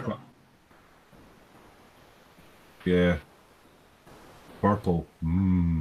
Purple. Purple candy, you can see a transition. It goes light and then it goes like that blue. It's almost like the chameleon paints. Very well done, Vamp. Obviously a work in progress. What else have we got here? Yeah, he's been using Molotov chrome pen, so it's got a chrome chassis. Wow. That's just Kenneth doing various different stages before he'd put the red on. Right, what's Stuart Bremner saying? He's been battling with the Taliere's 148th Apache. So it sounds like it's been, going by all the clippage. Yeah, yeah. Sounds like it needs a little bit of clamping going by that. Yeah, that sounds like a Taliere's banana-shaped whole halves, doesn't it? Yep. Well, the Ravel one's just as bad, to be fair. I'm just having a look at it there, and I'm looking right. Obviously, he's got a seam line there to deal with, but that looks like raised rivet detail rather than. They are, because it's the same. It's the same tool as the Ravel one, isn't it, John? Yeah. So I've got a rivet tool that makes recessed ones. Would you have to sand them all off and re-rivet them? How would you recover that if you're sanding that and you didn't know what to do away with it? You actually do have a model company that makes positive rivet details. It's basically it's basically waterslide decals, but with a rivet texture. Right, okay. wow. That sounds a bit. You could get individual ones or rows of it with certain interspacing, different thicknesses and scales and whatnot. So I suppose this is where the advantage if you can go into the shop and pick up the model. If you see it's got raised rivet detail, you can sort of go, yeah. He's getting there though, but yeah, it'll be good fun tidying that up. Some gentle sanding on there. So that's Stuart's helicopter. Right, what are we on to here? Little post up. I'll refresh it in a minute, Vincent. Yeah. 426 Hemi done with Tester's orange gloss for his 70s Barracuda. So it's called American V8 with automatic transmission. Yeah. Quite interesting. It's a wee cradle there, or did he make that up? Or is that a curbside motor and it's got the engine as a separate display piece? I've never built one of these kits. It looks like that's a proper stand for displaying the engine separately, yeah. Cool. What else have we got? Let me scroll down further. This is nice. Right, Stuart Bremner has done an Airfix 1/72 scale BF 109E variant 3. It's a starter set. He used Vallejo paints, not his favourite to use, but good colours. Let's get a wee look at this. It's a nice wee 1/72 scale plane. Now, the one you're doing, Colin's the one with the yellow nose on it, isn't it? Yeah. Yeah, and the wee bit easy line up to the back there. That's quite a nice job, actually. It's a nice plane. I find 172 too heavy for me. But it even gives you the flaps moving and everything. That's cool. That sounded like Fox typing. It did sound like Fox typing, didn't it? And his keyboard. So that's excellent, Stuart. That's his Hemi Cuda. Obviously, I'm scrolling back, so you're seeing them back to front. Brian Griffin is doing a Tilly. That's just a wee. Oh, that's different. That's a cool wee kit. That's before they started doing all the Land Rovers and all that. Eh? Oh. So they call that a Tilly. Ah. Huh. So, yeah, a nice little. It's got engine detail in that, innit? Looks a no bad wee kit, actually. Yeah. That's coming along nicely.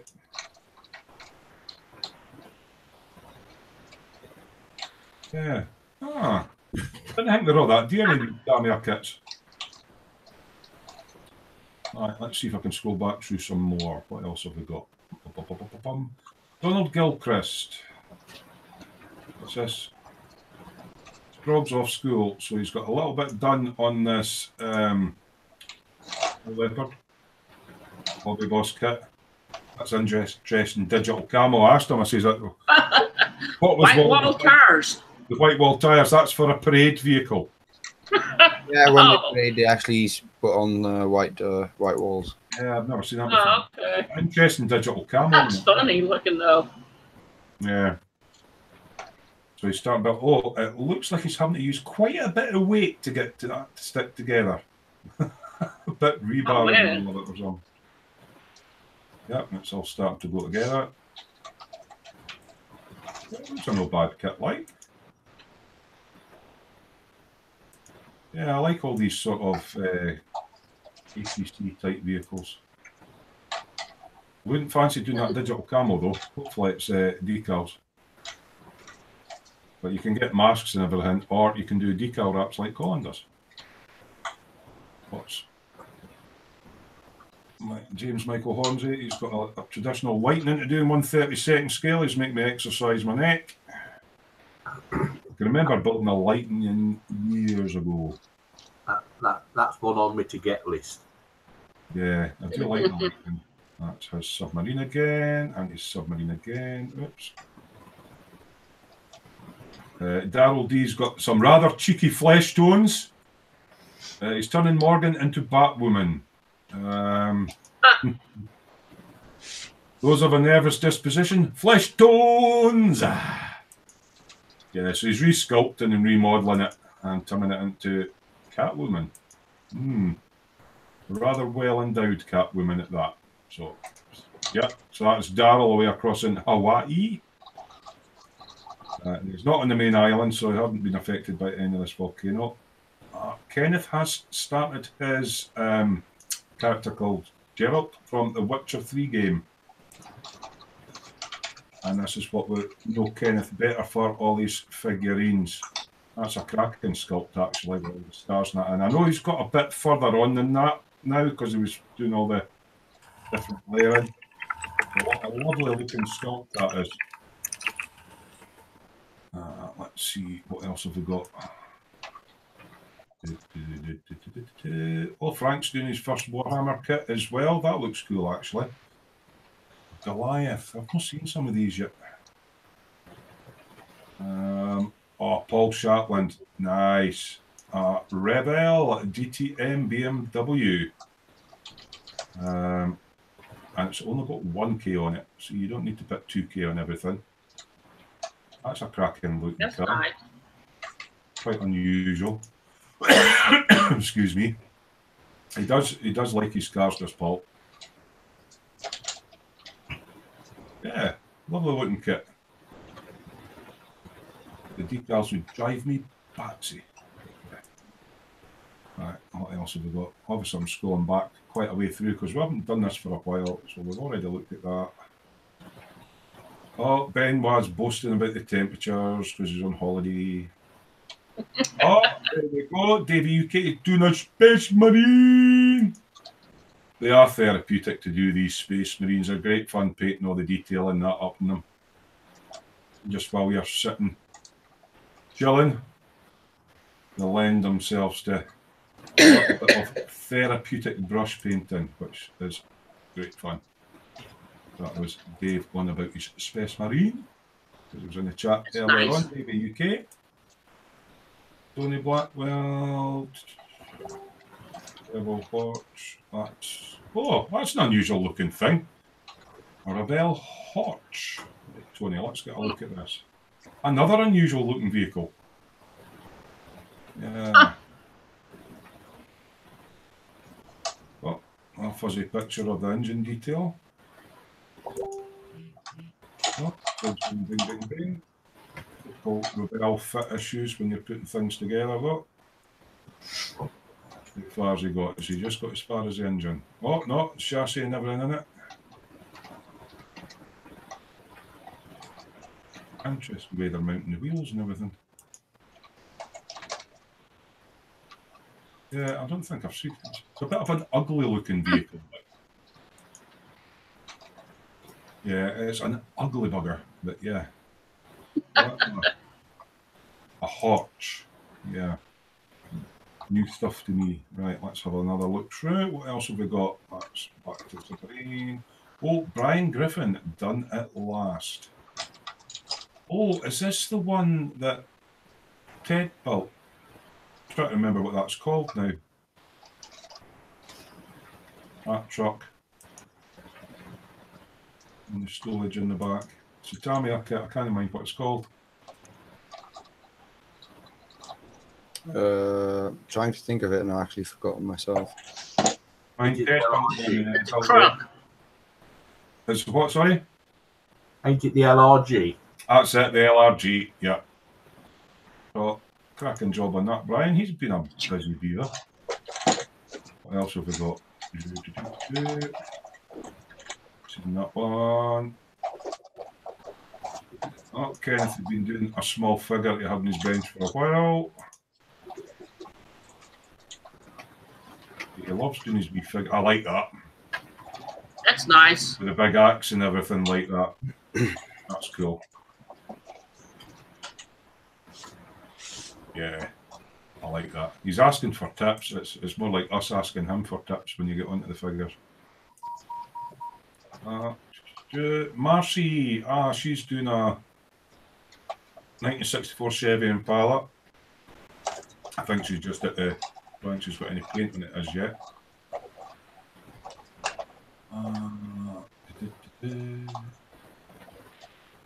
That mine now. Oh, another one. What's this one? Hobby Boss. Wheeled Tank Destroyer. Oh yeah, it's got the big gun in the front. High velocity rounds. Oh, that's quite cool. I like that. All the Russian stuff. Junky. Right, I'm just going to refresh and see, because Vincent said he put something on, and I think that'll be us for the June. What else have we got? What did Vincent stick on there? So yeah, we're going to get, obviously we've caught up now, so we'll be able to do all the dungeony type stuff. Right, that's Vincent's one. Yeah. So this will be the last one, and then we'll come back into the chat. So Vincent has been figure painting. They look like they're on a merry-go-round. Yeah, the Tamiya paint stand. I like the camouflage on that. That's cool. That is nice camouflage. Yeah, the winter trousers and then the camouflage jacket and all that. Very nice, Vincent. Right, I'll stop sharing. No, sorry, I was away for a drink there. It's all right. I was just showing them your figures there. All right, 1, 2, 3, back in the room. That's a nice one. I'm back. Yeah, faces are next now, after cleaning up a bit. Right, just catching up in the chat. We just got free stickers. All right, Shane's saying I couldn't get a normal pig, so I had to get a wild boar as a truffle hunter. So now we know what it is. Stuart Bremner's in. Good evening, everyone. Hope we're all well. Expat saying Chuck Foose has that TV series. Yeah, Expat saying Skillmates before you buy helps, but the thing is you can't actually... I don't think Skillmates tell you if it's like raised rivet. Yeah, but there's reviews on it. If it's a popular kit, there's going to be a number of reviews that you can look at. Yeah. And even if that, like, you sometimes find that there's only going to be German reviews on it. It's still worth clicking through because it's going to contain pictures of the sprues. Yeah. Expat's got a suggestion for a good group build would be ME109, easy to get in most scales. So that's another one for future. I'd be cheating on that one because I've got one like bot built. Yeah, I've got one in me stash there. I think John's got one as well. Yeah. I built one a long time ago. I've not built one for about 35 years. Johnny Blythe is saying you can actually get a figure of the Queen in a pose to go with that Tilly by SKP Models, taken from a real photo from her service. There you go, which was Young Princess. Don't see it's a Chevy. Yeah, LRDG. And Clinton's in. No seen you for a while. Hello, all from Oz. How you doing, Clinton? Everyone's went quiet. You all right, Cole? Yes, mate. John's beavering away, and Sarge is beavering away. Yeah. So yeah, everybody in the chat, help us along a little bit. Ask us some questions, or if you want to tell us what you've been building, because I think I've pretty much covered the dungeon. Well, going back to the Enterprise and lighting kits, you know the one you've got, the one I've got. Yeah. Right. It actually comes with the windows already out. Well, that's good. Cool. Right. So you don't have to get a $30 paragraphics template to cut them out. It gives you little platforms where you can mount your LEDs as well. Oh. Right. And is that the original series one, the 1500 that I've got? Yeah. Yeah. You can light in there with LEDs and stuff as well. What colours are they on that? Well, I suppose I need to look at some. Yeah, blue. Right. Even the engineering hull and stuff, it's all ready done. And that's the one I've got. Oh, wow. And because you get quite a chunky stand with it as well, you've actually got enough space to run my cables leads down the middle. Oh, that's good. into the stand base.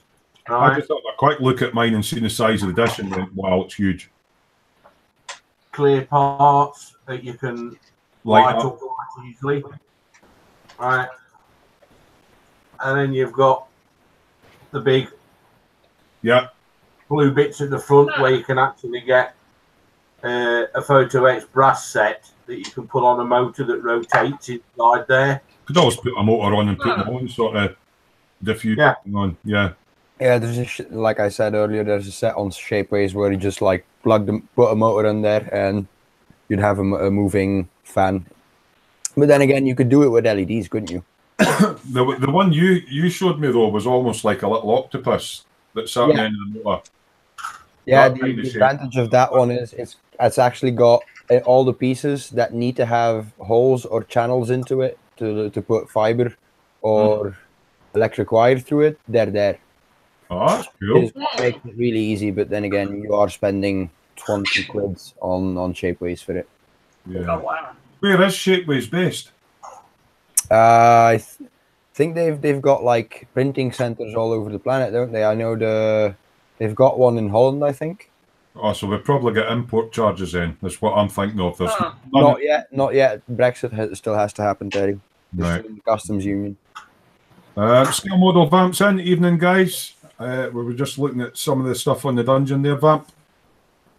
Hopefully it's a bit warmer down South Africa. He did say it was a bit cold down there.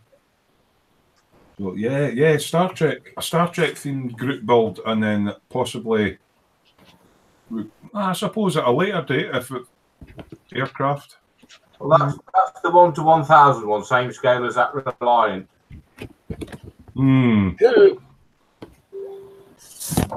Uh-oh. Expat saying Colin span with the remote control should do it actually. Put that in an ACL. Yeah, the right scale. It won't look out of place at all. Yeah, I'll beat your AF1004. Yes. Yeah. I'm sorry. That went down the wrong hole there. Said actress to the bishop. Yeah, so we're going to end up going on to Sally James and stuff now, are we? Is that all the modelling? Is that all the modelling chat finished with? Yeah, but it is all about That actually held a long time, huh, Colin? I think we done well there, mate. Aye. Actually, almost sounded like we knew what we was on about. Yeah. Waffle and toffle, yeah. So who's all going to join in with the TARDIS or the Doctor Who build as well, just for a laugh? It's not a group build; it's just a bit of a challenge. Anybody in the chat fancy having a go at that scratch building? So we've got that. It's a dying art, isn't it? Mm. At the end of the day. Star Trek one would be. You need to know when I started modelling, if you wanted a conversion to turn one aircraft into another or one vehicle into another, you had to use bolts of wood as your medium of choice. Yeah. I'm just muting you for a second, Vince, because your son's. Experts looking at. Oh, Herr Vicker. Yeah, Sally James. Well, Cole. Could always have her coming out in TARDIS as Doctor Who's assistant. Doctor. Yeah. Billy Piper. Well, Clint said he would love to. Yeah, it was just an idea, Clinton. I don't know if you were in earlier, but I've had a big pack of balsa wood for absolutely ages, and I've not worked with balsa for years, and I thought I want to make something. So we downloaded some TARDIS, Doctor Who TARDIS's plans, and Colin got a really good one. It was actually in metric. So I'm going to try and scratch build a TARDIS, and I'll maybe make it light up with a wee blue light and stuff. Maybe have some sound in it, you know. But I'll have to quiz my friend Colin on that one, because I've not worked with the sound cards before. But you know, it'd be quite good. What sound would you want? I don't know, just something, you know, because he's a Time Lord and that. Maybe like it's a time machine or something like that. You know, it just you know, and then I've K9. I was actually going to do a little egg in mine. I've got one of these little Minion Spocks, and I was going to put the Minion Spock inside the TARDIS, and that's the egg because it's Star Trek inside the Doctor Who. So I was thinking of doing that. What's Nigel's Mustang and model saying? How about a starter set build? Done a couple of them. Yeah, you can buy any starter. All right, wait a minute. Right, you can buy any starter kit set you like, rather than a specific one. But it must be Revol or Airfix, and you cannot use anything other than what is in the set and a knife. Haven't we been down that road before? The only thing is, I mean, even though it's a start set, it's still 15 quid. You know, and just to fuck it up. Yeah, get any starter set, but I'm not into the... Where you going, Nigel? What you got to take into account is Terry started his Beetle 8 months ago. I've not finished it yet. And that's a starter set. Yeah, I'm not very good at this modelling malarkey. I still had hair when the primer went down. I've done a nice wee paint job on it, though.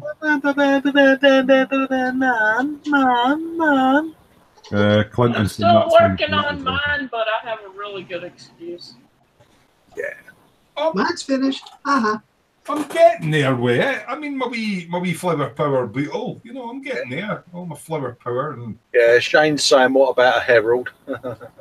I've got one of those, actually. Yeah. Unfortunately,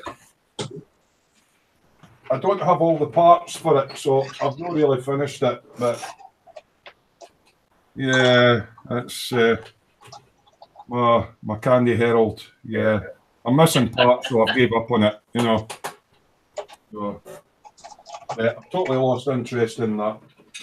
It can, yeah, it'll be in a car crash dial or something soon. Yeah. Nigel is saying, so why is Terry talking about group builds then, Colin? Yeah, I know. I mean, I might finish something. You know, it's, yeah, get up and all that. We could do a VW Beetle. And I might actually finish just after you finish if we do another Beetle. One's still doing her Beetle. Yeah, but Lynn moved house. Oh, Lynn moved house. What? When I started my Beetle and then she's into the new... Yeah, she's in a different state and everything. And she actually walked there with each individual box and came back again to get the next one. Uh-huh. Yeah. You cheeky buggers. John Reeves going funny ass Festa. Yes, he does like to extract the urine out of me now and again. Yeah, I'm trying to get him to call me a certain name, but he hasn't yet. But he will. No, he's trying to get me to do a smoothism. Yeah, you'll need to work harder than that. What's Nigel saying? Nigel. A 1/6 Harley. Oh, that sounds nice. Oh. They look no bad. I've seen one or two of them, and if you photograph them, you would think it was a real bike. Yeah.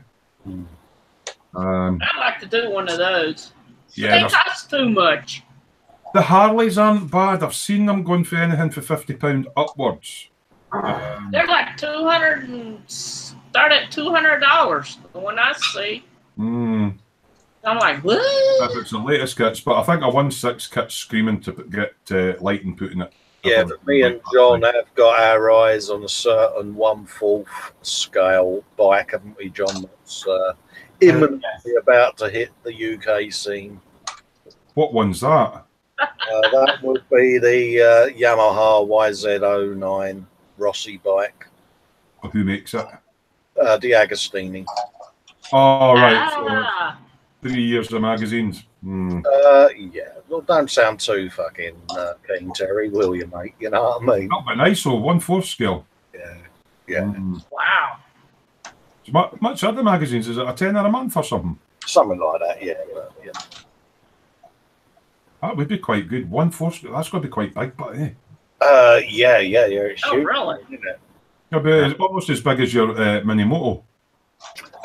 Actually, I think it's a bit bigger. Yeah, but Terry, the thing is, the difference is I can get my knee down on my Mini Moto.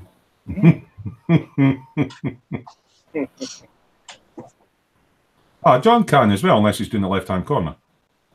That's not very nice, John, is it?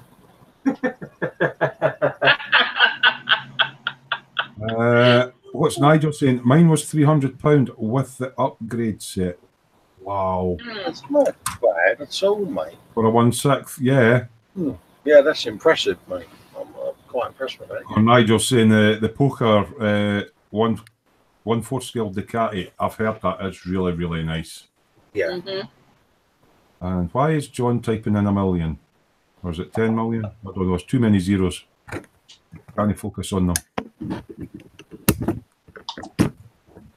So, Sarge, have you built a bike? Oh yeah, a long time ago.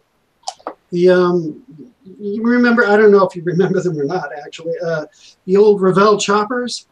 You know, the easy rider style ones. You still get one. Yeah. Yeah, I built one of those years ago, but bikes just aren't my thing.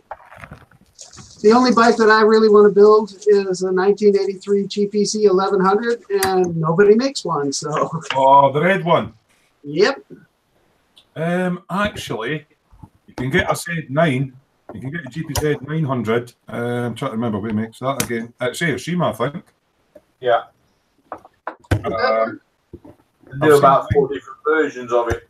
Wasn't there a resin conversion to swap it into one of the others? There's not an awful lot of difference between the 900 and the 1100, is there really? Yeah.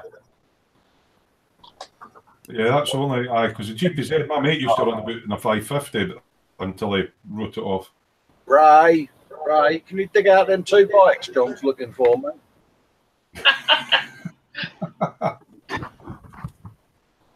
Uh-oh. Oh, yeah, Nigel, I'll need to win the lottery first. He's suggesting a 1/4 scale D'Agostini Rossi Yam build, group build. He says the difference between the bikes, by the way, Terry, is 200 cc's. I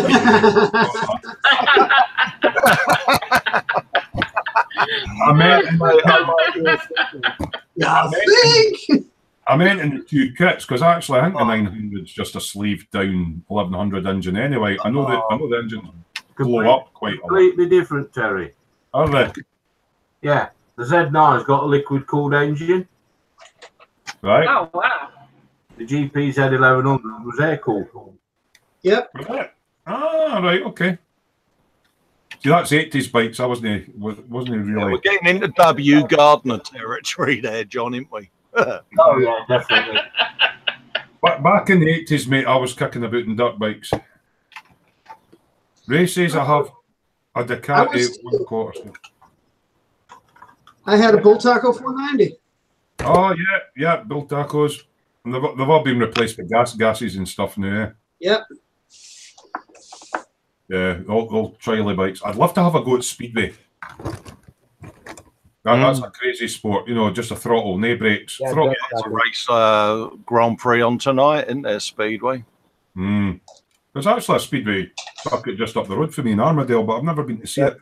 That's actually my monkey bike is a tribute to what was it? Honda CR something that won a big championship in the 90s. Racing. Yeah. I used to go down Wimbledon Speedway track as a younger lad. Yeah, there's very few circuits now, but yeah, the one in Armadale is supposed to be quite good. What's Nigel saying? I've been 163 mile an hour on a GPZ 900. It was stunning. That's not bad for a bike of that age, actually. I now have a Harley Iron 883 because I'm old. I was going to say, Nigel, yeah. So you've went from like a fast 1980s sports bike to a agricultural vehicle there. Yeah. Nothing to do with I mean, I do know that the Harley dealer in Edinburgh sells a set of magnetic bags, luggage bags for the back, so that when the bits fall off the bike, it picks them up as we go along. Yeah. Expert saying, give me 4 wheels, got sick of using my arse as a brake. You're doing it all wrong, mate. Yeah. Yeah, so, I mean, yeah, agricultural vehicles. Yeah, I've got a few friends that have went past that sort of age where, you know, sports bikes are like scary, so that they're all riding Harleys now. John's got a pretend Harley, haven't you, mate? Yeah. Yeah, you like to see your tassels blown in the wind, and yeah. Well, but see, the difference is, see, there's the biker's code when you're riding along and you see another biker, it's a nod or a wave or whatever, yeah. You do that to majority of Harley riders, and they just stick their nose up and go past because their other transport's a Mercedes, yeah. Aye. Yeah, and they go out for a 1 hour's run and spend 7 hours polishing it.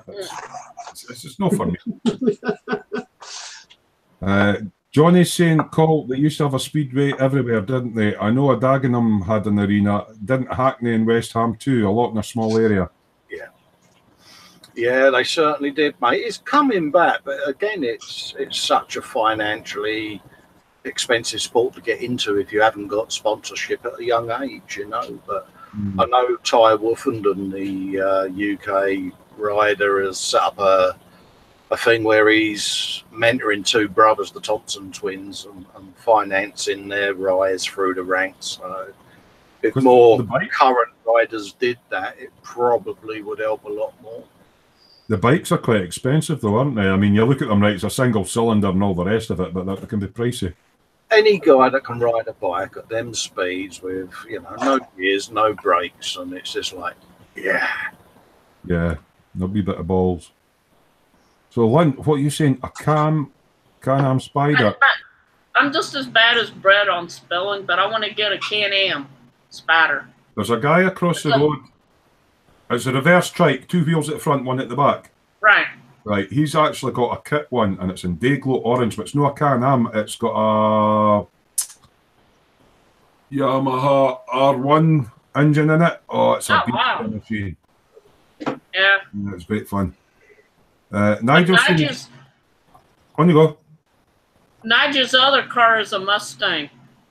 Yeah, and you always know that other bikers. Expats when we're total nutters. I actually think bikers make better car drivers because at least when you're on a bike, your head's kind of on a swivel all the time looking for stuff. And people who ride bikes when they're in a car, they know where to look for bikes. Right.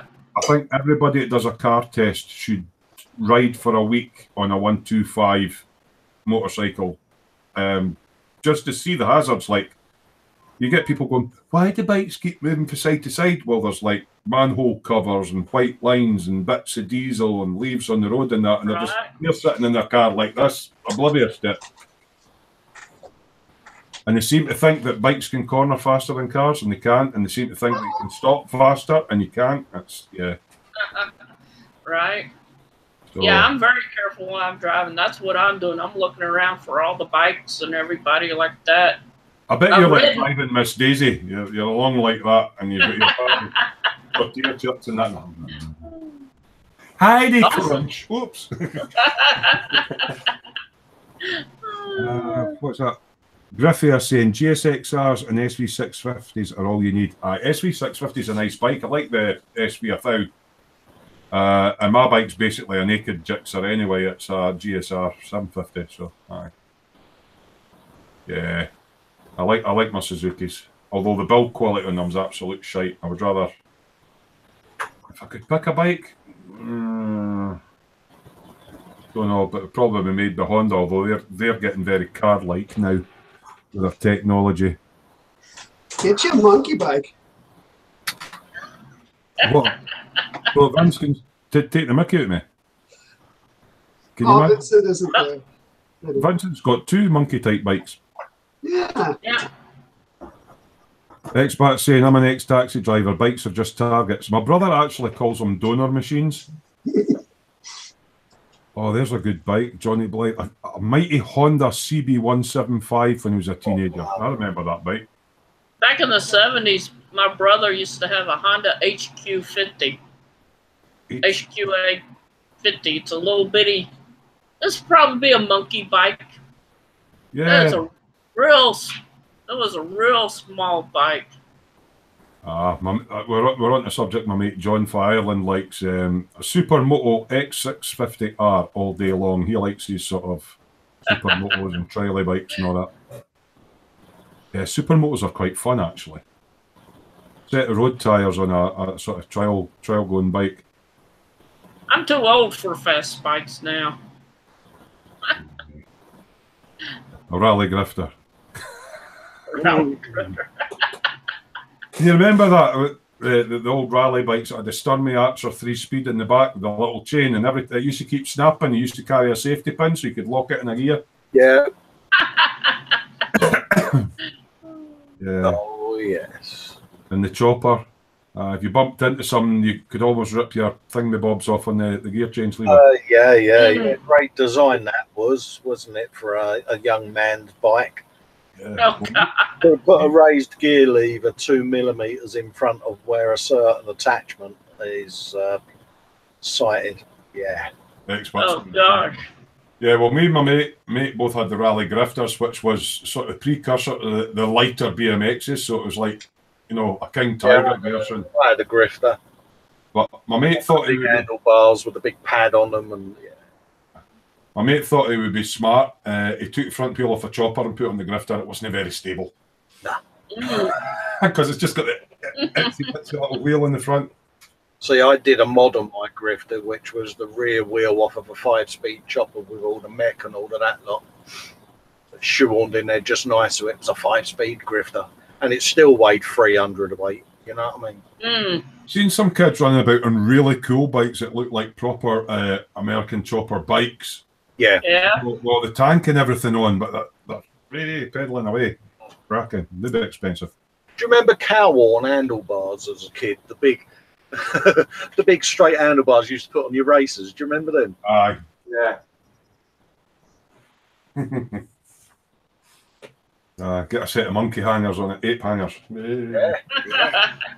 Well, the chopper was kind of like that anyway, wasn't it? It was wee spindly. Yeah, it was just so damn unstable, wasn't it? I mean, a generation of prepubescent teens ended up walking around like John Wayne after 100-mile horse ride, you know, because they had slid off the seat at the wrong angle and caught the brooch and earrings in the gear lever mechanism. It's like brooch and earrings. You know? Is that Cockney ringing slang? Is it? Well, yeah, you know, it's your Boston danglies, isn't it? You know what I mean? Boston danglies.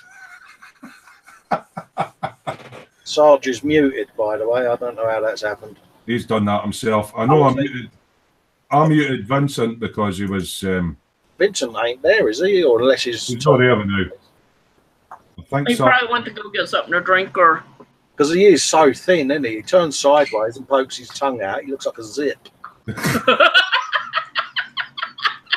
I think Sarge has muted himself, actually. Yeah. Yeah, he's nodding away. Yeah. So, yeah. Oh, what's this? Johnny's saying, we used to nick the postman's push bikes and then went into flats and couldn't take them through the corridor doors. We'd spray them and sell them to Sweaty Betty's junk shop. Yeah, good shout. Yeah. Mind you, Australia's full of crims, isn't it, Johnny? Yeah, so... It's when you used to watch someone padlock the front wheel of their bike to a post and it was a quick release front wheel. What's the point of that? Because they'd come out the shop and it'd just be the front wheel left.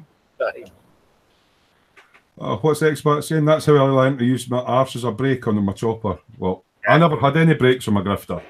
So I used to, can you mind those training shoes you used to get with the foam, big thick foam sole and then the rubber bit glued on? I used to just put that in my back wheel and jam it in between the frame and the back wheel, but my mum used to go daft because I was through a pair of trainers every other day. Used to sit there with the playing cards, do you remember, on the frame of a clothes peg to get that? Clothes peg, aye. Yeah. Yeah.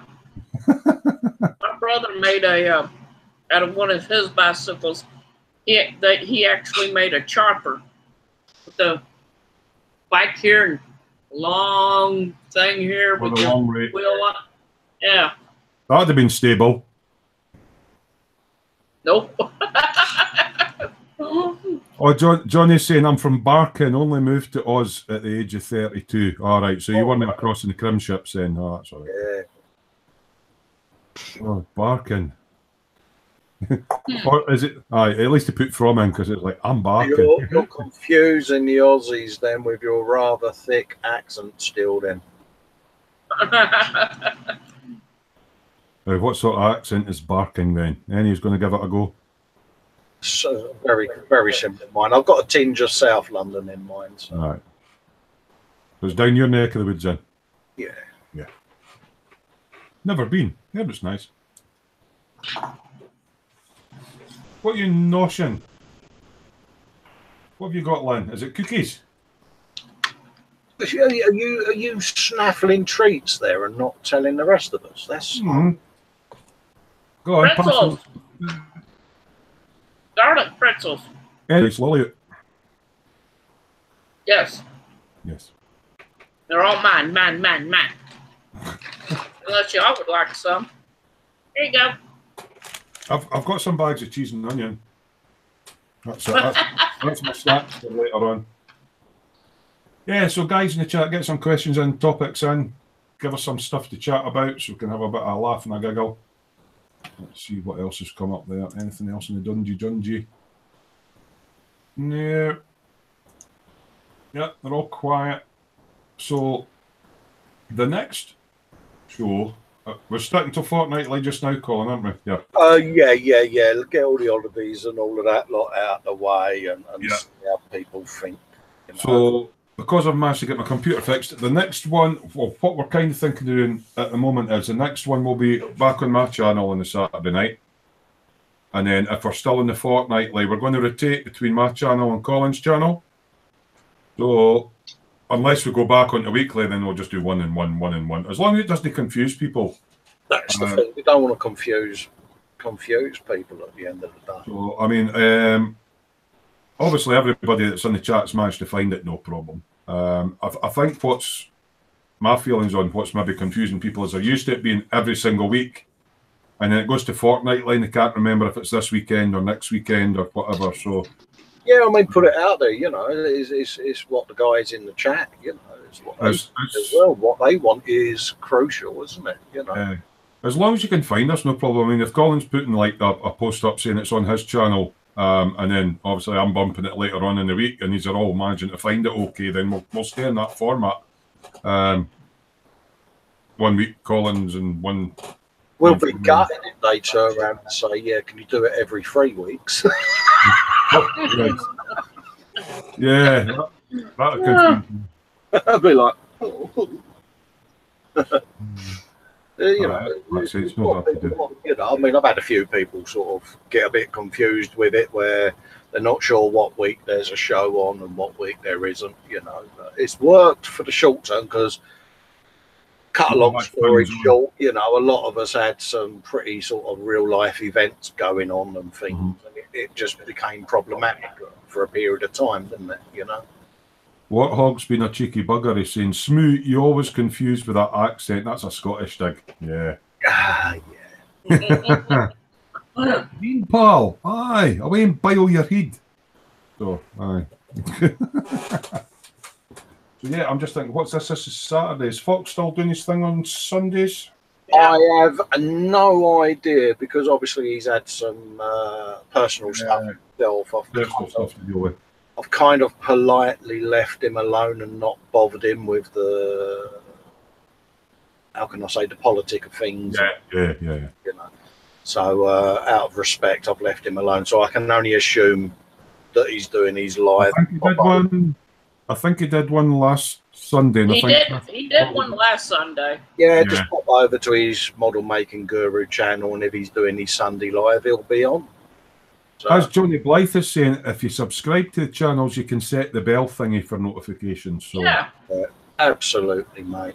I make sure you're sub for Colin. So that way, when it comes up, it's going to ping up in your feed anyway, whatever channel it's on. Yeah, I leave the plug-in of my channel to you, mate, because it's something I don't. Yeah, aye. Warthog seemingly loves me. Yeah, big yin. Aye. Oh, Spidey's in. Good evening, Spidey. Bonjour, Smoot and Colin. Hi, Spidey. We've also got Sarge in, and John and Vincent's away. Hi there, Spidey, mate. How you doing, the old chisel nut? I mentioned you'd put a video up, Spidey, of that airbrush thing for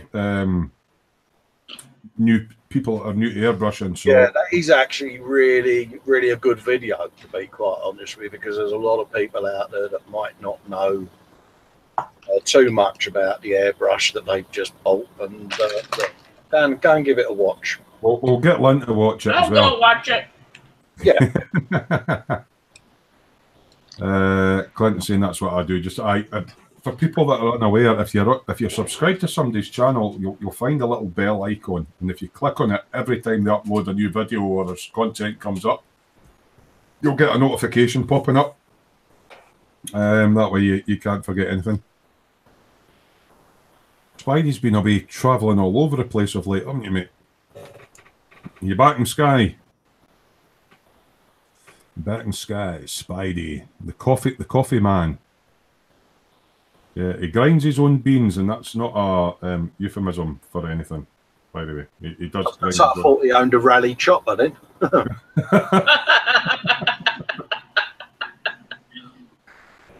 That's how the goofing starts. I never goof around. I'm just always sensible. Made myself some more smoo goo. Speedy, there's no need to thank us for a plug, mate. It's credit where credit's due at the end of the day, mate. You know, you've taken the time to put a video together, mate. We're going to plug you. Simple as that. You're back on the Misty Isle. Yeah, I've not actually been to Skye. I know my mum and her man went there for a holiday once. They loved it, but they said it was awfully quiet. I didn't really like quiet places as such. I like that to be at least a McDonald's or a, you know. I went over to Virgin because I found their broadband cheaper. Oh, fuck, I just got that. Did you hear that penny drop there? Oh. Yeah, pin drop on aisle 5. Oh, bless you.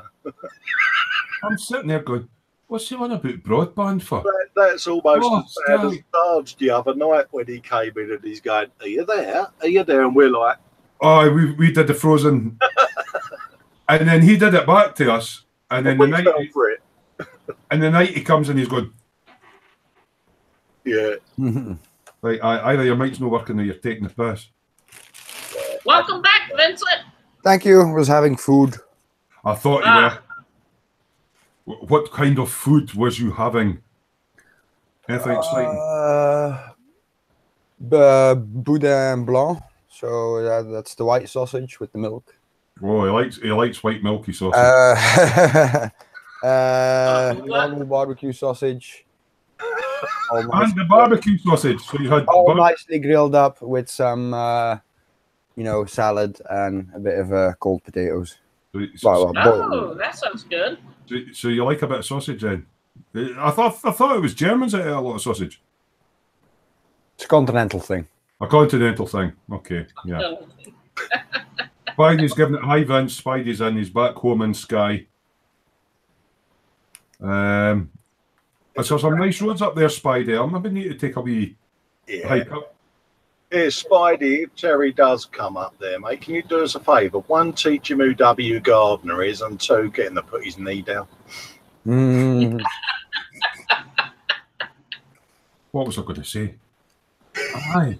Is there a decent pub up there, Spidey? It's, again, stays open for a while and doesn't shut at like 9 o'clock at night, because I might take a trip up and then bring my sleeping bag and just crash in your shed or something. But only when there's booze. Okay, Teddy, we get you. Well, you can't go somewhere on a holiday and not have a drink. I'm Scottish, man. Aye. Clinton's agreeing with there's nothing wrong with a bit of sausage. What's your opinion on that one, Lynn? Sausage? You like a bit of sausage? Sorry, I just had to go there. Anyway, moving on. The edible kind? Eh? Yeah, the edible kind, of course. What you think? Yeah, not the kind you suck on, Lynn. No. Yeah, you The mind. way Terry said it, that's what it sounded like to You me. mind yourself But on that. yes, I like sausage. Oh yeah. Damn. All the subtleness from he's like a bull in a china shop, isn't he? Me, a bill in a china. My mum used to say that, funnily enough. Yeah. Spidey's. Here's your captain speaking. The HMS Niveau is sinking. Yeah. Yeah. The HMS what? Right, I'm lost with that one, mate. You'll need to explain that Me one. too. Translated to Isle One. Vincent Spidey says, understands it.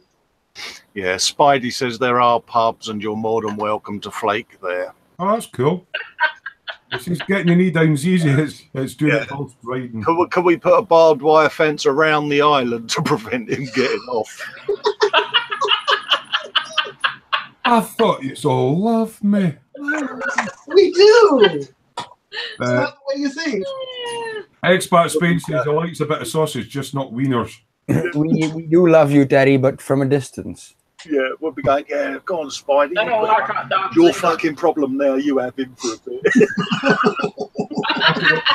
There'll be like one policeman on Sky and he'll be like, oh, I know what, I'm staying. Spidey's next video, Educating the Smoo, Part 5.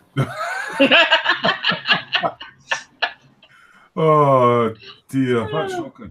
Have they got a chippy there or anything? What am I going to eat? Because I didn't cook. Honestly, you really don't know what you've let yourself in for, have you? You've got a 6'5" bloke that needs burping after every meal coming your way. Expat's going to sink the ferry. Actually, there's a bridge to Skye now, and the toll's been taken away. Uh-oh. So it means I don't have to actually go on one of those floaty, boaty McBoatface things. Although I'd like to go on a ferry with my bike. That'd be quite cool. I was thinking of maybe take a trip to Belgium at some point. Oh, God. What was that? I heard the second word. It was definitely off. Vincent, move, quickly, move. Yeah. I don't speak a single word of Flemish, Belgium, or a little bit of German and that. Can you imagine me going across there and like Vince takes me out for an afternoon spot at lunch or something like that, and I'm sitting in the cafe and trying to order something and just shouting louder and louder until they bring me what I want. Yeah. No, just a ham sandwich. Ham. Fucking sandwich. Spoil for choice here. Chinese, Indian, 2 Indians, a chippy, and a couple of cafes. Is there any women across there? I know there's a lot of sheep across there. Is there any women as well? Yeah, I could take a recreational trip. And if there's no women, I'll just bring my wellies with a wee pocket in the front. I can picture that. Yeah, Nigel, in answer to that, you can plug your channel, mate. It's not a problem.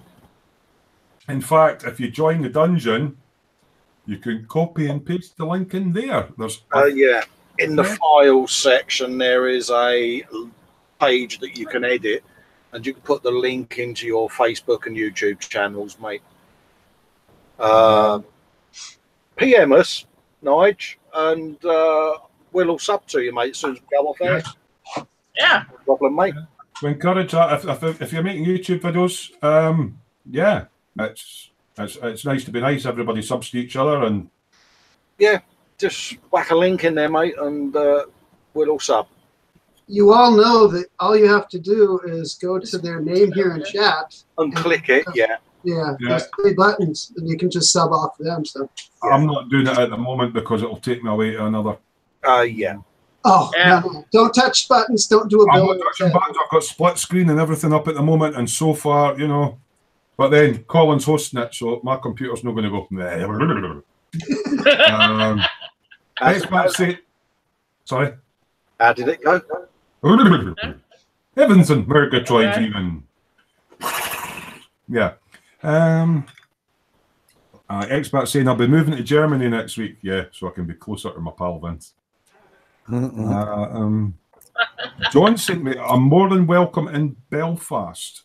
Very nice. Well, actually, I think my mate's trying to get me to go to the Northwest. Is it the 200? It's across in Ireland next year. So I don't know how far away that is for Belfast because my geography across here is like it's Ireland, and to be sure, by God, I know. Yes.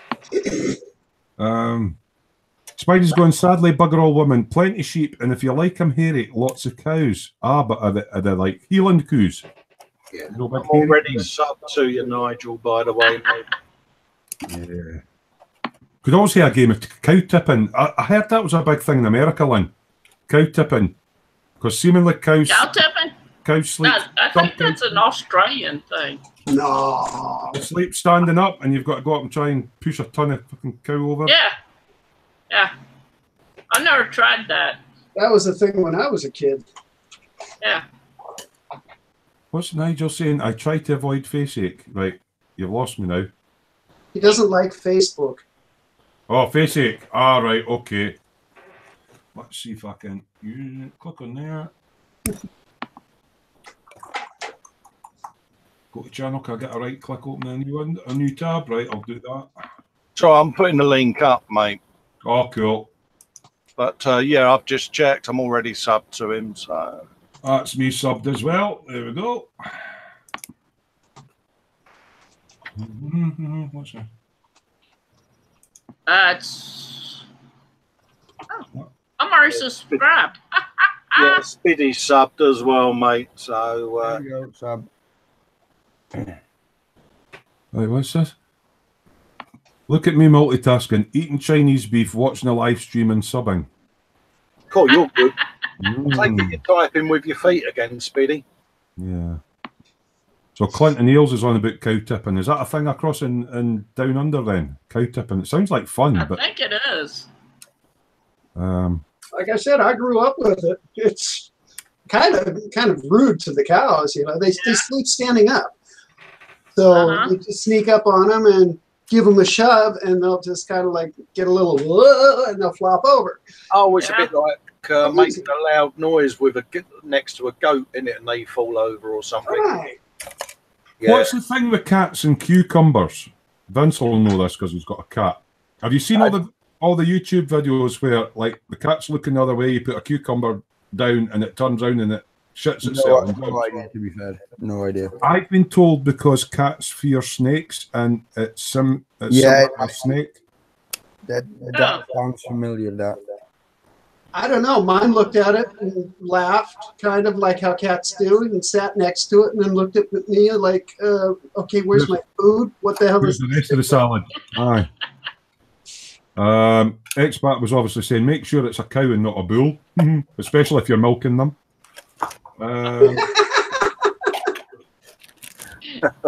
What's that?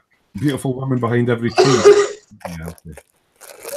I think you're getting a lot of people in the chat subbing to you now, Nige, so but our channels are all up in the dungeons and that, so just add it to it, mate. Any of you. Nice to be nice, and everybody's subbing back. John said it's about 70 mile the club. I'm in always highlight a house for a week. Yeah. Right, I'll maybe get a chat with you in private about that one, John, because I know me and David's want to go across to the northwest, and if you're getting a house, because that's what he's done before. There's people renting out houses, and you're just going. That's what I'm doing. Not next week, the week after. What, for Isle of Man? Yeah, we're renting a house at Ockenden on the Isle of Man on the start-finish street. You think people would be kind of fear, you know, like a load of hairy bikers hiring a house, and you think, oh, we're going to trash it and all that. I'd be a bit wary. Everybody's subbing. Johnny's saying, don't know about cow tipping, but when I was a nipper, I went to Hanow Forest with my old gat gun. A horse turned its back to me and took one in the nuts. It took off at some gallop from the Derby. Oh, God, shooting a horse in the nuts. Remember, children, do not use air rifles on horses' testicles. And Spidey, I don't know if he's talking about a sexual thing. He says, oh, the cucumber thing is bollocks. Right. Tried it with mine and she looked at mine, said something insulting in cat language about me being a moron and carried on eating.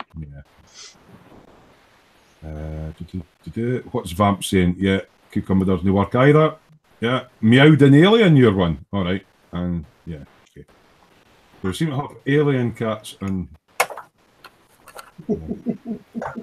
Expat saying that it's better renting a property to a load of bikers than to a hen party. Yeah. That would be. Oh, just, you know, it must be great to have a property that you can rent out whilst you're in your villa in the south of France or whatever, but yeah, I'd be a bit scared it got trashed. But then if you've got that money that you can rent your house out, there you go.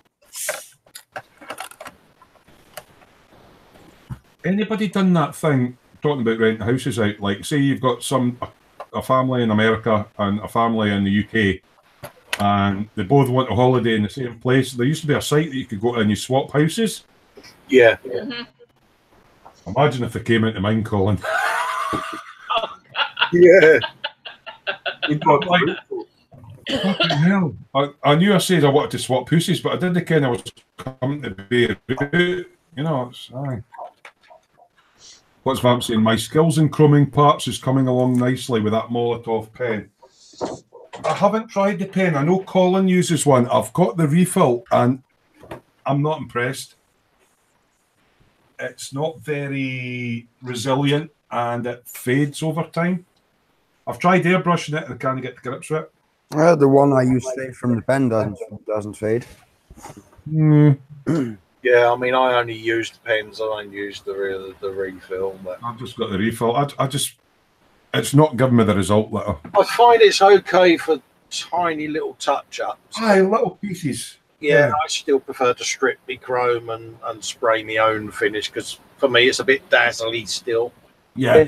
Pistons on the recoil mechanisms on like small guns or something like that. That's what I use it for. Tiny, really high visible chrome bolt heads or something like that. It's nice for highlighting the edge of like say you had a mini with a chrome bezel around the speedometer. Yeah, that's what it's great for. But if I was looking at exhaust pipes, fenders, that sort of thing, I would spray my own finish because to me it's just that little bit dazzly, like the kit chrome you're already getting with the kit. You know, it's a bit like that. It gets a little bit fake.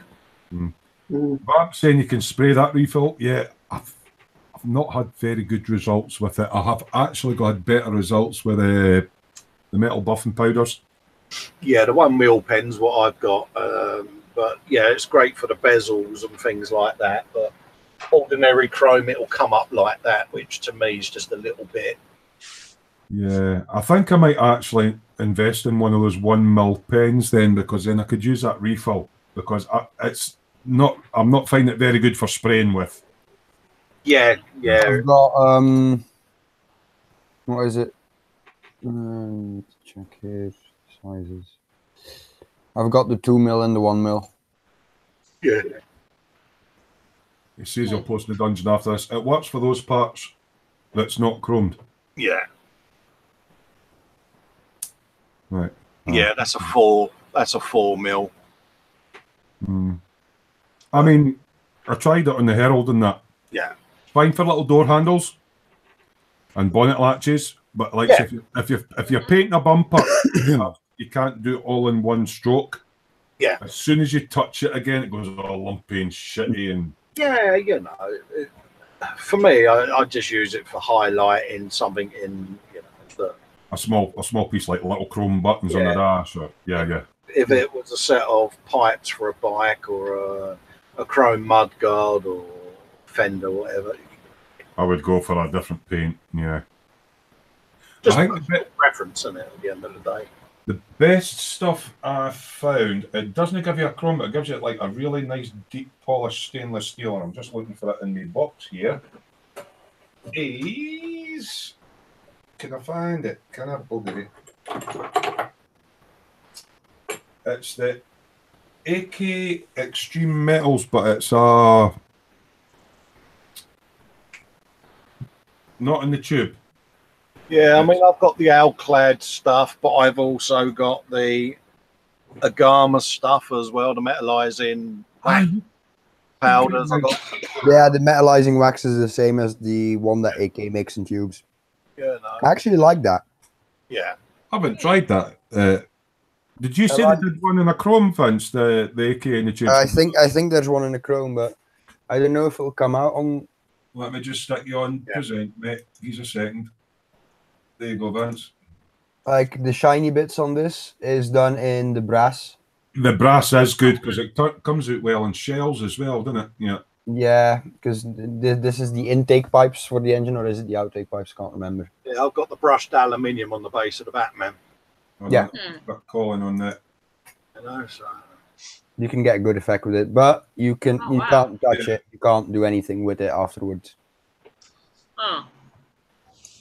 The other thing I find is that trying to, when you're using something like that, if it's going to be handled, it takes fingerprints and... Yes, that's what I'm saying. That's why I put it there, because that's not going to be in any danger on that area. And you can't really put lacquers over it or anything to protect it because it builds it. That Agma stuff I have, because I used it on the mask for the Predator and on the metal work for the Predator, and it's fine, you know, getting nothing on the fingers at all. Must be slightly different formula to what AK uses then. Yeah, you know, and that's had pledge on it. That Agma stuff, it's fine. That Agma stuff's a Spanish one. Now, it was actually that, sorry, I'll take you off present call. That kit I won off E-Models. That covers a body posture for whatever it is, the Czech company. It lists the colours. That one that you've got, is it Agama? Agama. It lists Agama along with another paint. So, Ronald Borg sent me it. Yeah. A load of it. And thank you, Ronald. I don't think he's in. I've not seen him for a little while. I've seen him for a while.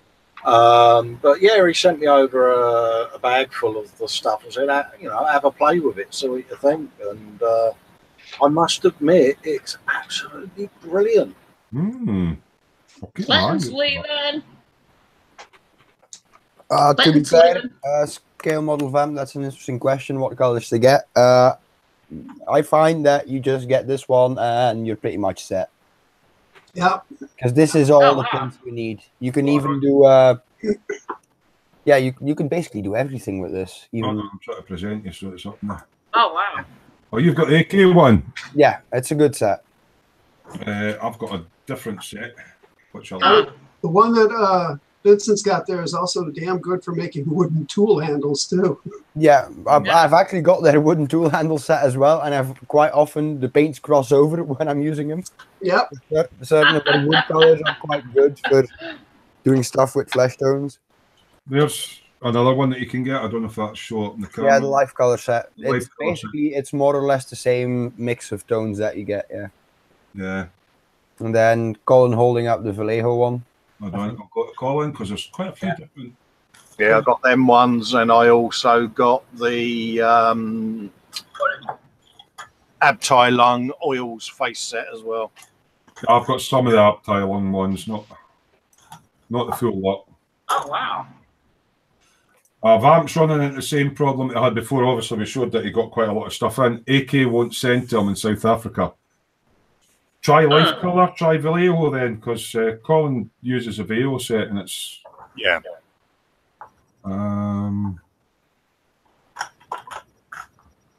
Expat saying when he used that wax stuff, he chromed half the man cave. It went everywhere. It can spread like wildfire. Clinton's away, by the way. Clinton Eels is away. Okay, guys, we're all got to go.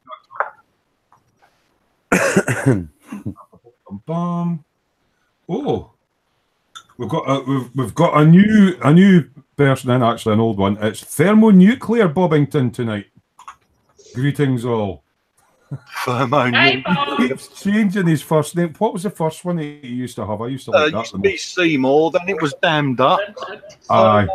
Thermonuclear Bobbington. That is impressive, mate. That would sound like somebody that kicked a bomb in a garden or something. Yeah. Vamp says you can't get those. There's videos on YouTube, Vamp.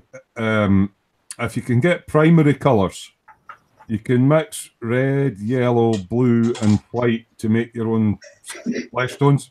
And there's a guy on YouTube. He does it with cellulose paints, but it works with the primary colour type thing. So yeah, mixing your own flesh tones. You're bound to be able to get primary colours for somewhere and make your own. But I'm just you trying could to always go for artist oils if those are locally available. You could probably get artist oils similar to what the Abdalon set has. Yeah, but I remember watching it. I'm sure it was red, yellow, white, and a bit of blue to give that colour kit. And he made varying different darknesses. He makes his dark tone first, and then he lightens it up a bit, and then lightens it up a bit. He gets the different tones. Yeah, the guys in the UK won't want to send. I remember when I used to export, when I ran my own business, I was exporting all over the world. There's actually on the a lot of the credit card processing facilities, when you put in the country of the person, it flags up as don't send anything there. Davey's going night-night now. Davey's See you leaving. later, mate. See you later, mate. No. What's Vamp saying? Unless I can buy Lynn to send it via extra spots and call it gifts. Problem is, shipping from America costs a fortune. I'll see what I can do, man. We'll talk, maybe, hopefully, somehow. Right, Nigel's got a question for Sarge. The gun on the condensator with breech is 360 millimeters long. I don't know if it's a question or a statement. That's a statement. Yeah. Sounds about right to me. Christ, that's almost as long as my cutting mat. Yeah, that's 135. Oh, wow. What the hell? It's huge. Said the actress to the bishop. Yep. Right, what have we got here? Bam saying $160 to send a £14 box. Wow. I can remember Kenneth said something about getting stuff shipped to Australia was quite pricey as well sometimes. Yeah. It's depending on what it is as well, doesn't it? Is it weight and value or something like that? Yeah. Yeah. Enjoy your pizza, Bob. Bob's leaving. He got the num-nums. All right, catch you later. Later. Yeah, Or should I say Phil? What's Johnny Blythe saying? Some of the GW Citadel paints are good for Flesh too. Yeah, I've got some of the Games Workshop, the Citadel paints as well. I don't know if you can get them. I've got those as well, the MIG oil brushes, flesh tones. Ooh. Which is the wee oil brushes. He's just struggling to get anything shipped out there. Muse did it last month.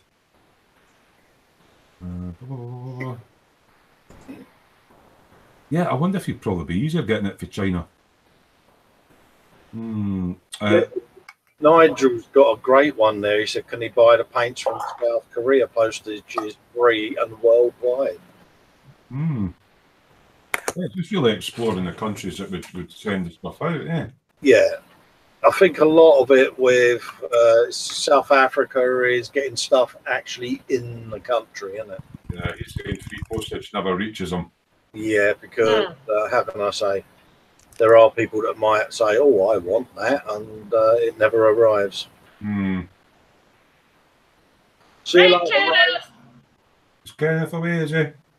No, Kenneth just jumped back in saying, Oh, all right, yeah. Trying to see what. Can't make it what Vamp's saying there. Ray's away. Yeah, he's away in bed. He's away. all right. Away his hammock in John's room. Oh, and import duties, yeah. But see, the thing is, Spidey, I got a thing for China. Actually, it was my keyboard.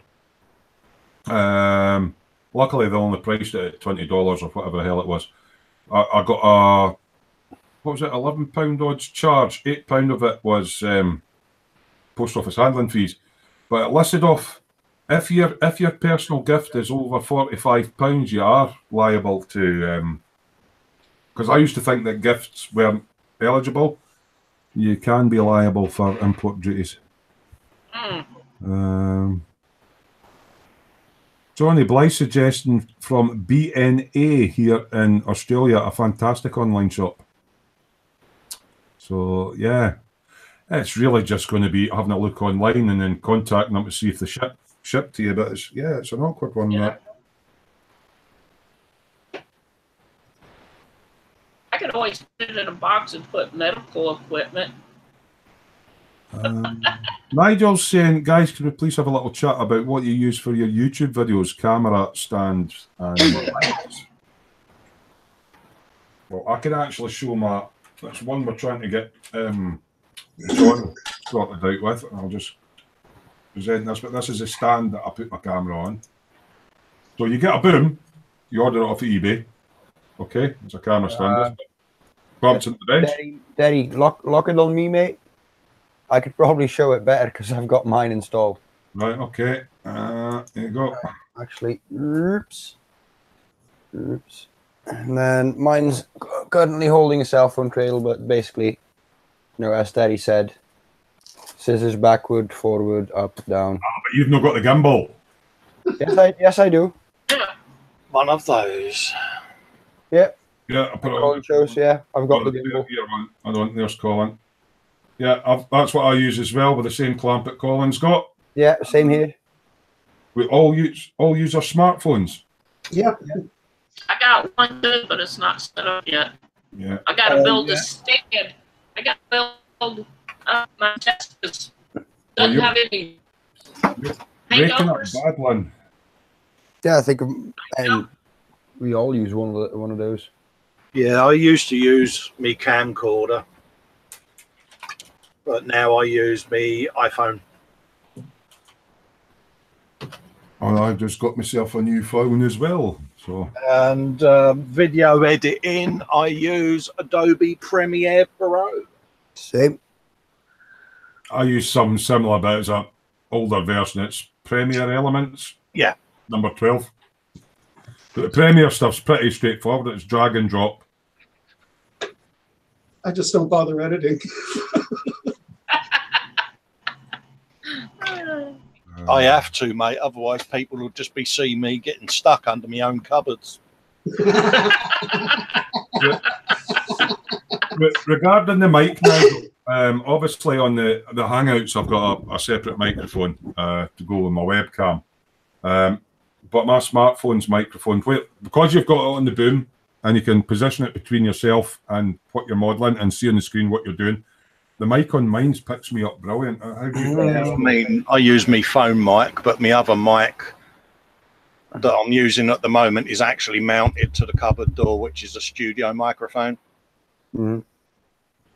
So, yeah, what I use when I'm recording is little lavalier mic, which I'm using as well. Yeah. I just plug it into the phone and there you go. That's what I want to get. Yeah, I use the phone. I got this for like €8. I use the phone's own microphone unless, for some reason, my other phone sometimes it didn't take audio or you want to do a voiceover. Then I'll use the same mic that I'm speaking to you on just now. Yeah. For the voiceover.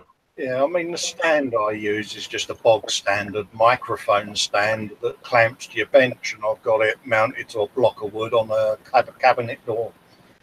And it just pulls over when I need it because it sits by my shoulder when I'm recording, and I can just do what I'm doing. Yeah. If you I need to build a stand for mine. I don't know where you are, Nigel. Obviously, you're saying Mustang and model, so I'm guessing you're over in the USA.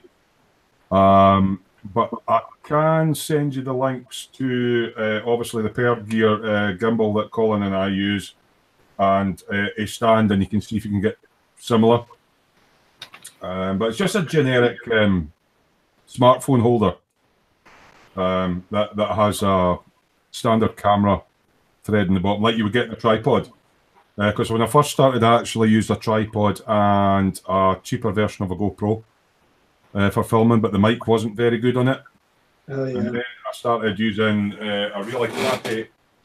It was good for video though. A wee Nokia Lumia. So up until my last video, this little 5 megapixel camera was what I was using for my video. And now I've got myself a Sony Xperia, and the good thing on that is I can zoom in and zoom out now. So, what resolution? Well, mine's 1080p on my phone, and I use an iPhone flash drive. So I just drag and drop off my phone. That plugs into your charging port onto a standard SD card. When it's loaded, drop the USB side into your PC, done. Either that or connect your phone and use a bit of software called iExplore and drag the files over. He's in the UK, so that's good. So I just send a private message on either Terry Wright or Smooth's Workshop, or email me at smoothsworkshop@gmail.com. If you're in the UK, I can send you direct links to buy all the things that you can call Scott. Resolution on YouTube, I go into Premiere Pro and I think it's 680 by 480 at 30 frames a second. It's what Tony and Fox said for me to use, and it works for me. So. I'm still experimenting. I don't know the program as well as Colin. When my Lumia, I just used to set it at 720 rather than 1080 because it's a smaller size and 30 frames per second. That one I just put up was in 1080, but it was a big file size. I saved it as an MP4. So the reason I use them resolutions, as Tony said, it gives you a smaller video file size, but you still get a certain quality, you know. So. What's Vamp saying? Geez, it takes me 2 hours to upload a 5-minute video without intro or outro. A half-hour video when I did it on my Lumia used to take about an hour. Yeah. But that last one took an hour and a half because it was 1080. Yeah. Warthogs away, night all, damn good show. Enjoy yourself.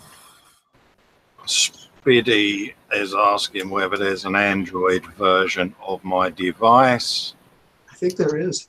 Yeah, if you look at the end of that port, Speedy, I think that might fit the Android. It's a little sliding adapter that comes as part of it. Yeah. Mate, it's called an iFlash. It's okay. I'm sure they make an adapter for an Android phone too. Yeah, and that cost me a massive £6. So yeah. And you can just slide in full-size SD cards, calling it. Yeah, you can have full-size SD cards, or you can have the nano ones. And then on the other side, the micro. Oh, so you didn't need an adapter? You can put a micro in. Oh, that's cool. Yeah, you can put a micro in one side or a standard, or you can get the adapter that fits them. Johnny Blythe has just checked for you, Vamp, and BNA Model World does ship to South Africa. Well, at least their eBay shop does. So that might be one for you to look up. Nigel saying, guys, you're a mine of information. Are we? Watch My Vids improve now after all, they couldn't get any worse. We haven't had a chance to look at any yet. But what's Sarge laughing at? Nothing. Did Johnny type something in and take it away? Yeah, he did. Was it funny? Yes, it was. Is anybody going to like me, or was it about me? Not on air, Terry, no. Right, okay. There you go, Terry. I found it because it's basically the same one you're using as I am. That's it. Hold on, let me present you.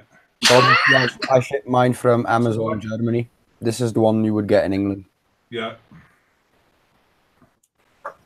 Yeah, and can you type in, what is it, per gear? What is it called? Per gear fucking... Per gear TH3. Yeah. In answer to Speedy's question, was it an eBay find? Yes, it was. Just type in iDrive. Yeah, but that's what I'm saying, Terry. This one already comes with a gimbal mount. No, but this is a proper gimbal, the TH3. Click on that one. On the left. Movie cameras, you need that one. That's a proper gimbal. Yeah. The cheap one to be fair, the cheap one that's on here works perfectly fine. Yeah, but that's a good one. You can actually mount a heavy duty. You can actually connect the video camera to that, because that's what I have. Yeah, same as this one. Oh. You've not got the same amount of angular adjustment, but yeah. It's 360 gimbal, Terry. Jesus Christ! Why don't you believe me, you bastard? That's why I'm sharing that one, because there's no point selling. I mean, honestly, making me dismount the entire thing now. I like playing with the ball joint on mine. But ours are heavy duty ones that are used for. Yeah, that's a bit Mickey Mouse. It's not Mickey Mouse. It's just a. Yeah. That's a good one. It's like anything. At the end of the day, it's only holding the weight of an iPhone. That's what I'm saying. Right. You know, This one's made for phones and webcams. It's perfect. when I bought my gimbal, I was actually using full-size video cameras, and so the gimbals are all right. My boy uses one when he's out shooting movies, because he does video, like movie things. He got a degree in it, so that's how I got my gimbal. But for the weight of an iPhone, what Vincent showed, that'll be sufficient. Oh, right, aye, for a phone. Yeah. Mine holds a Note 4, which is a pretty substantial phone. The only reason I've got that phone adapter on my gimbal is because I've changed from a camcorder to a phone. Otherwise, I wouldn't have bothered getting the gimbal. I would have just got that and put it on the end of my gimbal. Yeah. On the end of me boom, sorry. Yeah, so you just get the boom that comes with a gimbal. Yeah, people are using their phones or a lightweight video camera, such as some of the compact ones. They're not very heavy. So the boom that Vincent showed will support the weight of that. Ah, right, okay.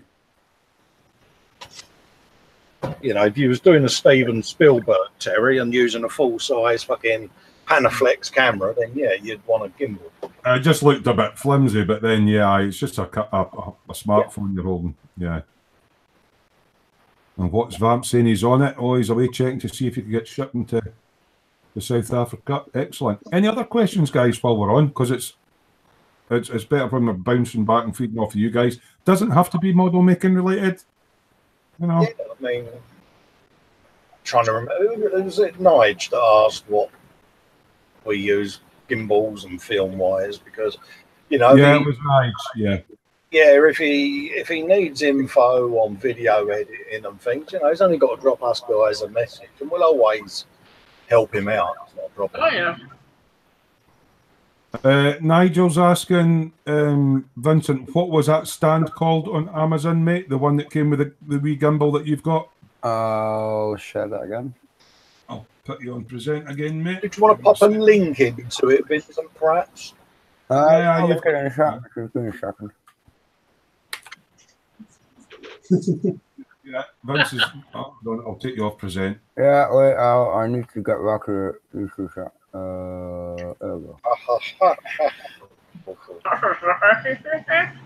Just copy the link in, mate. You don't have to screen share. Just copy the link in because you've got Spanner. Hi. So just going. Who's he saying hi to? In the smoo, part 6. It's not allowing me, Teddy. All right, mate. So it's basically 300 and what was it again? 360. Yeah, 360 webcam stand, desk lamp, suspension, and then you'll find. Can you ping the link into the chat and I'll copy it in? No, it doesn't allow it. YouTube doesn't allow you, Teddy. Bye, Sarge. It's a setting at Colin's. Yeah, that's all right. I'll take care. If you're still on a little later, I'll come back. All right, Sarge. Bye, Bill. Bye, mate. Catch you later, Bill.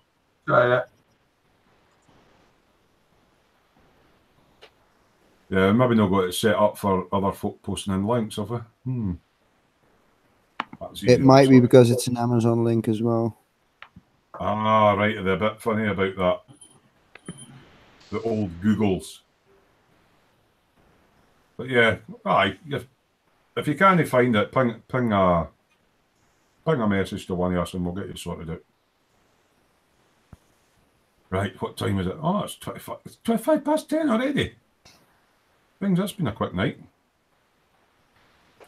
But no, we all started, I think, using full-size video equipment. I did, I bought both my video cameras off of eBay as 20 quid pre-owned bargains. It's only when I messaged you or you messaged me and said, are you aware your resolutions are a bit out when you play it online? Well, I hadn't watched my videos. And that's when I started using my phone. I thought, well, it's got a camera. it's, you know, an iPhone 6 Plus. It's, you know, reasonably decent camera on it. Use that. I mean, before I got all my boom and all that gimbally sort of stuff, I was using a wee three-legged desk tripod. Oh, yeah, I've got the big old fucking photographer's tripod, mate, just sat here. I think Vince has got one as well, doesn't he, when he's doing 2 cams? Aye. No, my big tripod is what is holding the webcam you're seeing me on. Yeah. Which is really handy because it's a really smooth when I like want to move the. Yeah, I heard you had a smooth movement on your tripod, Vincent. I didn't know how true that was, mate. You have to lube it now and again. No. The other thing we would say, Nige, when you're videoing, light. Have plenty of light on when you're filming. Yeah, that's why I'm living in a sea of white and light on this side. Depending on your phone or your device or what camera you're using, sometimes good to focus on a center part of your bench, roughly where you're going to be doing stuff, and lock the focus. The autofocus on that doesn't seem too bad because otherwise it's zooming in, zooming out all the time. And the other one is set your white balance. Put a bit, if you're going to be pulling instructions in, put a white piece of paper in front of it and set your white balance and lock it. That way it doesn't keep changing colours all the time. But that's about the only things, isn't it? Pretty much. White. You know, it is light. You know, I mean, I famously made my own light box, didn't I? There's loads and loads of strip LED soldered together, and it makes a nice big A4 size panel that I have stuck underneath the cupboard that gives me enough light under the bench, as well as using the daylight, you know, lamps that we all seem to have, you know. Yeah. And that works. But Question for Lynn from Johnny down in Australia. What tripod do you use, Lynn? An EQ5? What kind of tripod? Hmm. Is that an astronomy tripod? Because that's an EQ5. I don't get that. No, I use a. I know what an EQ5 is. What is it? Go on, tell me then. It's a telescope tripod. Yeah, I thought that because you like looking at. I use an IEQ 45 Pro tripod. Peer. I use a peer. And what kind of telescope do you use when you're looking through your neighbour's windows? I mean, at the stars. When I look through the neighbor's windows, I use a 80 mil. I mean, the stars. I use a camera. An 80 millimeter. I'm going to get one, but no, my primary scope is a 9 1/4 inch Celestron. What sort of money is in them, Lynn? Because I used to think it was quite an expensive hobby. Is it? You get what you pay for? No. Because you see all the big, super wide lenses and the thin ones. Yeah. It depends on how much you want to spend. The mount and tripod that I have, which is an IEQ and an Ioptron IEQ 45 Pro, cost me $2,300. And the scope that I had,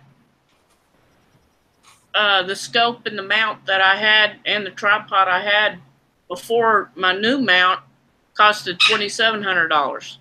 So, but the scope, these are fixed lenses or focal lenses rather than they're not the digital ones, because I know you can get digital ones now, can't you? Do what? Right. You know, a telescope used to be like, you know, like the glass lenses, and you just yeah. But you can get digital ones now. So is yours like a traditional, what I would call an analog one with glass lenses in it, or is it one of the new digital ones? It's a regular glass. It's a cement cast screen. They're all made out of glass. They're really not digital. You mean digital photoreceptors, Terry? Yeah, yeah. Yeah. So that you can record what you're looking at. Yeah, you can. Like an attachment or something, then, is it? Astrophotography that gets up to thousands of dollars. Well, and they use CCD cameras. yeah, That's and what I was on about. you've got systems that you can like hook up, like say for example, an expensive Canon, and then just hook that up to your telescope, right? So it Yeah. it can take the image that you were aiming your telescope at. Yeah, I could do that part. Yeah, but But- at that point, that's already a lot of money as well, because then you're looking at the transfer piece to mount your camera to, and Yeah. you're looking at a search telescope to mount on your main telescope. Because if the camera is mounted to your main telescope, you're, you know, Right. You can attach it to your main telescope. Right. Okay. I And- understand now. Right. I've never done And it. you can use if you have a live screen like the Canons do and Nikons do, you can look right through the screen instead of through the eyepiece. Ah, right. Okay. I Get knew it there was focused something. in. I knew there was something. This is probably more on Colin because I think Colin's using a similar phone. Nigel's asking, he only uses his iPhone 6S Plus, which I think is the same as Colin's. White balance and auto or fixed focus are way out of my league. Is it an easy thing to explain, Col? Yeah, the phone does it automatically, mate. There you go. There you go, Nigel. It does it automatically. Spidey's going $2,300 just for the tripod, Lynn. $300 for the tripod? $2,300 just for the tripod for that scope that you've got. Yes. Wow. But I bought the tripod and the mount together. Oh, is it a special mount? Is it the mount part that got right? The mount is what makes the telescope move. so And it's it's a full mirror computerized. telescope. Then yours, Lynn. Huh? It's a mirror telescope, a proper mirror telescope. Yours. Yeah. And the mount makes your scope move to wherever you want it to go. Because mine's computerized. Just punch in some numbers and it moves to Yeah, a lot of them. your object. Coordinates and the Yeah. tripod will automatically. It's all it's GPS driven. So you can actually track. Yeah. Yeah. Well, Right. once you get it, like if you want to look at the moon, you can put it on the moon and it will track the moon so you don't have to sit there and keep adjusting it. Oh, that's cool. But then there are the normal telescopes or the Dobsonians they have computer Dobsonians too, but the Dobsonians are the ones that you actually have to keep moving. So have you got like a wee windy wheel that you just keep Yeah. a bit like a tank commander, you know, traversing along Yeah. with a wee windy wheel to keep following it, and then elevation with the other one, and you just Yeah. You can do that too. Johnny obviously likes a bit of stargazing. He says you can pick up a 10-inch Dobsonian for about £200. See anything you want, Tel. Yep. Unfortunately, it's all elderly people round about me. Oh, sorry, the stars. Yeah. Well, to be fair, when you pick up a regular Dobsonian, you're gonna want to transfer to a mirror eventually. Yeah. Because you can't get the same amount of focus you can't look as far. Yeah. It's called That's when aperture the fever. You can get a second-hand Yamaha 600R for that price, Lynn. Yeah. Lynn knows the technical terms. I don't. Yeah, I'm interested in it. Like, I mean, I like, you know, it likes the science and all that sort of stuff. But I mean, it's There's some really good beginner scopes out there. It's an Just expensive don't- hobby. Don't ever buy a telescope from Walmart or any big, department stores because those aren't that good. Over here, you Even- get them from an optician. Is it a bit like buying a cheap Chinese knockoff airbrush and an eye water? You do get what you pay for. Mhm. Yeah. Spidey's been naughty. He said he's seen a 12-inch one cheaper from Ann Summers online. Oh wait, telescope. Yeah. But, yeah, over here you get opticians who have basically a side business specializing in selling telescopes. Oh, really? Huh. Right. Nigel's on about. He's found a stand that we're talking about. Trouble is, it doesn't hold an iPhone. You get a little thing that you put on it. I don't know if Colin's got it. Yeah, just give us a minute, Terry. I think me and Colin can both. Oh shit. Have you just broke Broke your phone. Nah, just a little Oh, bit of thingy that so, slipped out. Cole's got it. I've got Colin. There we go. Right. A massive £1.16 on Amazon. So what do they call it? Universal phone? Universal phone clamp, and it screws into the top of the plate that your camera would screw into. It's got standard. What is it? 1/4? Yeah, there you go. In the bottom. Yeah, it's got the standard photograph. Yeah, mine doesn't do that. Mine's even cheaper than that. Me and Coles has got quick release on it, but yeah, yours will be the is it 1/8 BSP you've got? Or No, it's the same size. It just doesn't have a quick release. Right. Okay. But same size mount. I don't need a quick release because this is my old phone and the batteries on it is knackered, so I can't use it without plugging it in. Oh, you just keep yours plugged in. Sorry. So there's no need to move it. It's always used as a camera. Right. Yeah. Weird. Vamp's going, ooh, fancy. Johnny's saying you can look as far with a daub and for a tiny amount of the price. It's just a Newtonian on a basic mount. See, there's That's actually sort of how I got this one, because this one basically came with a selfie stick, with a dead cheap selfie stick. It's like, I need that mount, but I can't get it separate. Yeah, fuck it. I actually got my mount for a while. Iron Brew were doing selfie sticks, and that universal thing was on the end of it. So I sent off for my free Iron Brew selfie stick, and that's what I use. Yeah, but I've actually got the selfie stick taped to the side of my paint boot. That's where you got yours. Yeah. Yeah, so whenever I feel the need for my camera there, but to be fair, once you have that boom arm. Spidey's saying if you're in the UK Poundland, you get for £1 you get the mini tripod with the same mount on it, and you can just take the mount off. Similar to what I did with that stick. Yeah, you can usually find it dead cheap in shops. Yeah, well, certainly Johnny likes the same as Lynn. Their what is it called? It's no astrology. Astrology is horoscopes. Astronomy telescopes. Had it on the tip of my tongue, said the actress to the bishop. That's a Dobsonian telescope. Hold on, let me just click on your link to present. Right. And that one, that's the look of it. That's a. Let me get rid of this. Yeah. So that one you move it yourself to where you want it to go. And then the expensive bit is your tripod and mount. Then is it? Yeah.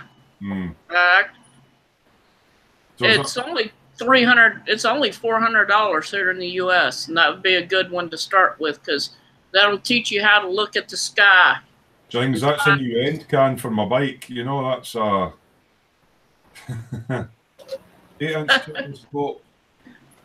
See all this focal length and all that. I mean, so how far away can you see with one of these? I mean, can you look at the rings of Saturn or Uranus? Yeah. You can probably get a nice view of Jupiter, and you might. Right. Okay. Yeah. And you can even see the Andromeda Galaxy. Let me take this off. Yeah. The Andromeda Galaxy, and I mean, you can see other deep sky objects. Can you see things like the International Space Station and stuff when it comes past? And if you're fast enough moving it, yeah. Or is it just kind of like you? Yeah. Right. Okay. There's one telescope that I know of, maybe two telescopes that can actually track it, and I don't think mine can do that. I just got this last year. Well, not last year. Last year, and I'm still learning it. Have you ever fancied going to the telescope array on Hawaii? You know how it's up the top of the old volcano? Yeah. Now, what are they? Do they use radio waves or something, or are they? They have. I think they have a radio telescope and a couple of normal telescopes. And I'm hoping to go there in May to Hawaii and do some might go there and take a helicopter ride around the lava fields. And Spidey's got an important question for you, Lynn. Will you being American, you can maybe answer this one for us. Can you see Donald Trump's tiny hands with your telescope? I haven't tried that one yet. I haven't tried that one yet. You need to put an orange filter on and he totally disappears. Johnny's saying with Cassie Grains, etc. What Vince said, you get greater magnification but a bad view because it won't grab as much light as a Dobsonian. Yeah. This is like me and Colin sitting talking about, I prefer twin Venturi carburetors. Actually, I prefer Zenith. Yeah, well, CV carbs are all right and all that, Yeah. What I'd like to get is Flat CRs all the win, mate. Flat CRs all the win. Yeah. Only I think my 400? next scope's going to be a reflector. So what have you got just now? A mirror? Right, what's the difference between mirror and reflector then? Because a mirror is a reflector. One moment, please. The reflector Did you want is... to call desk at one point? Because you always got one moment, please. I learned that from a friend of mine over in Hawaii. All right, okay.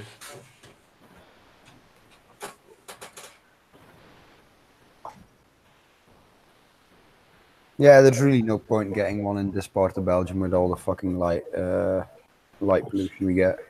Yeah, Scotland's usually clouded over. You know, it's Right. like, there's an eclipse or whatever. It just kind of goes dark and you can't see anything. Yeah, our problem is that basically the entirety of Belgium, especially the Flemish and Brussels part of it, is just as light up as the entire city of Paris.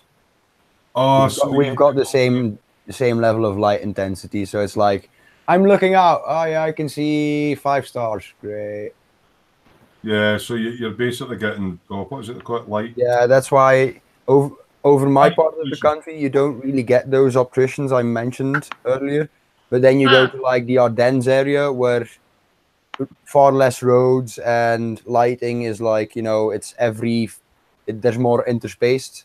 So basically, light pollution's a problem if you're stargazing. Then you want to be in the dark. Right.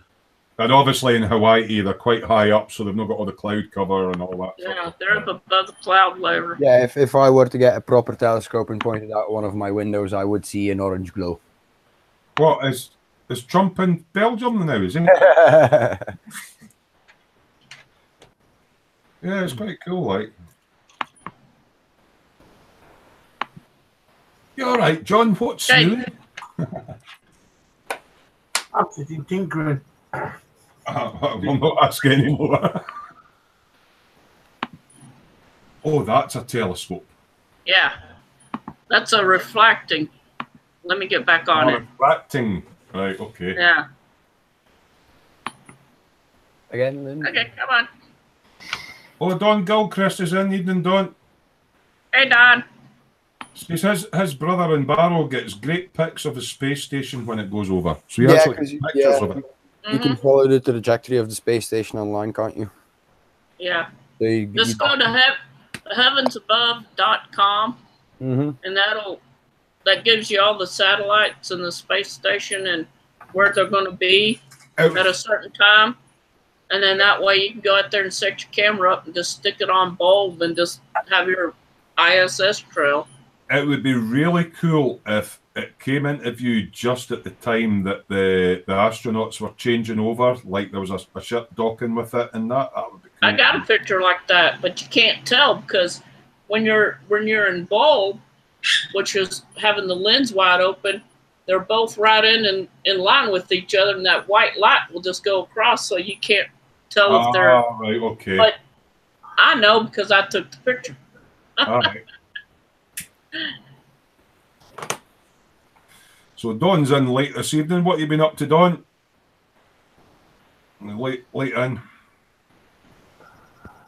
11:15. How is everybody? Still comfortable, or are we getting ready for winding up? Or I'm all right, mate. all right?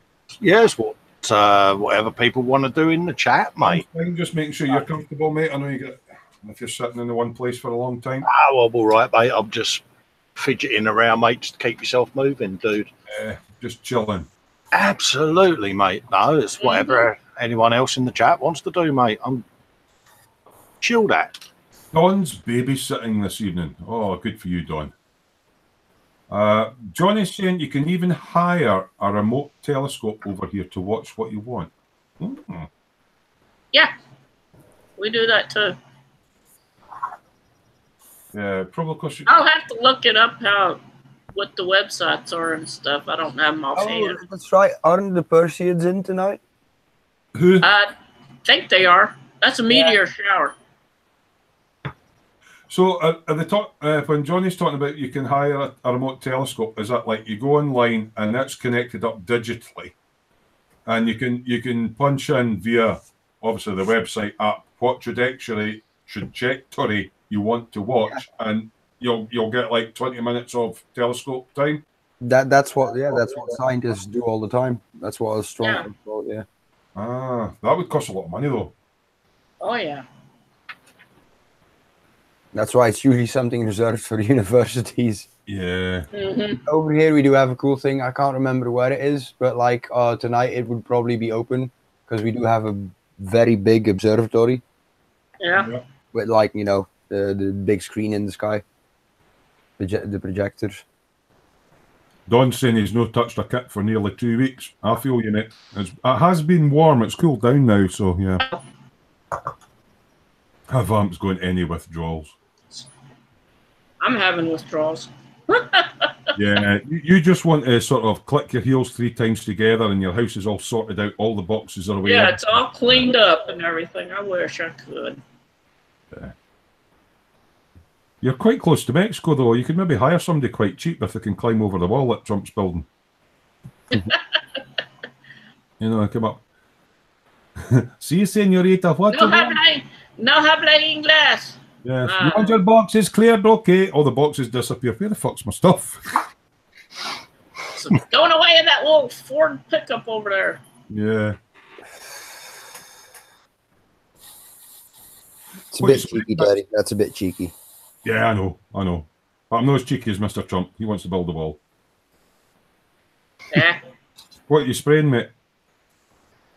Just priming parts for the Gundam. Oh, you're Gundaming.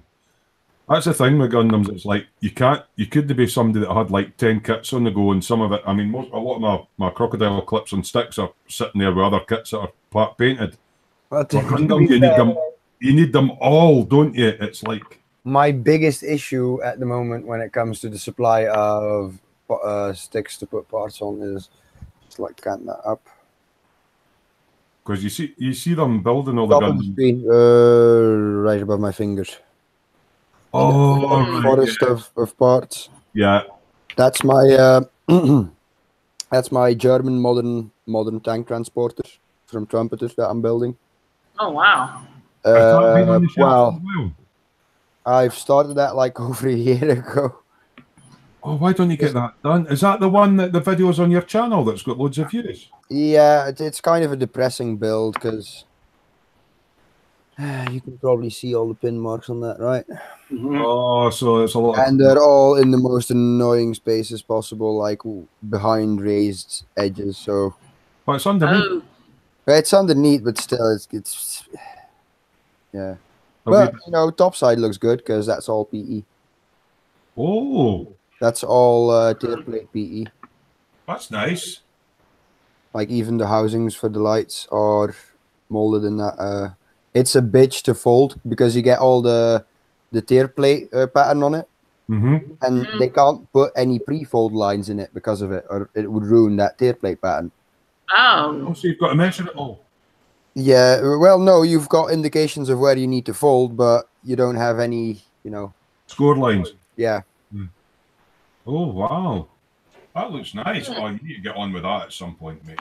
That'd be a cracking model. That's a track. You can see the tank standing here. That's on the trailer already. The trailer's completely built. So it comes with the cab unit, the trailer, and the tank. No, the tank's a Meng. Just let. All right. Well, it's just the cab unit and the trailer then. Yeah.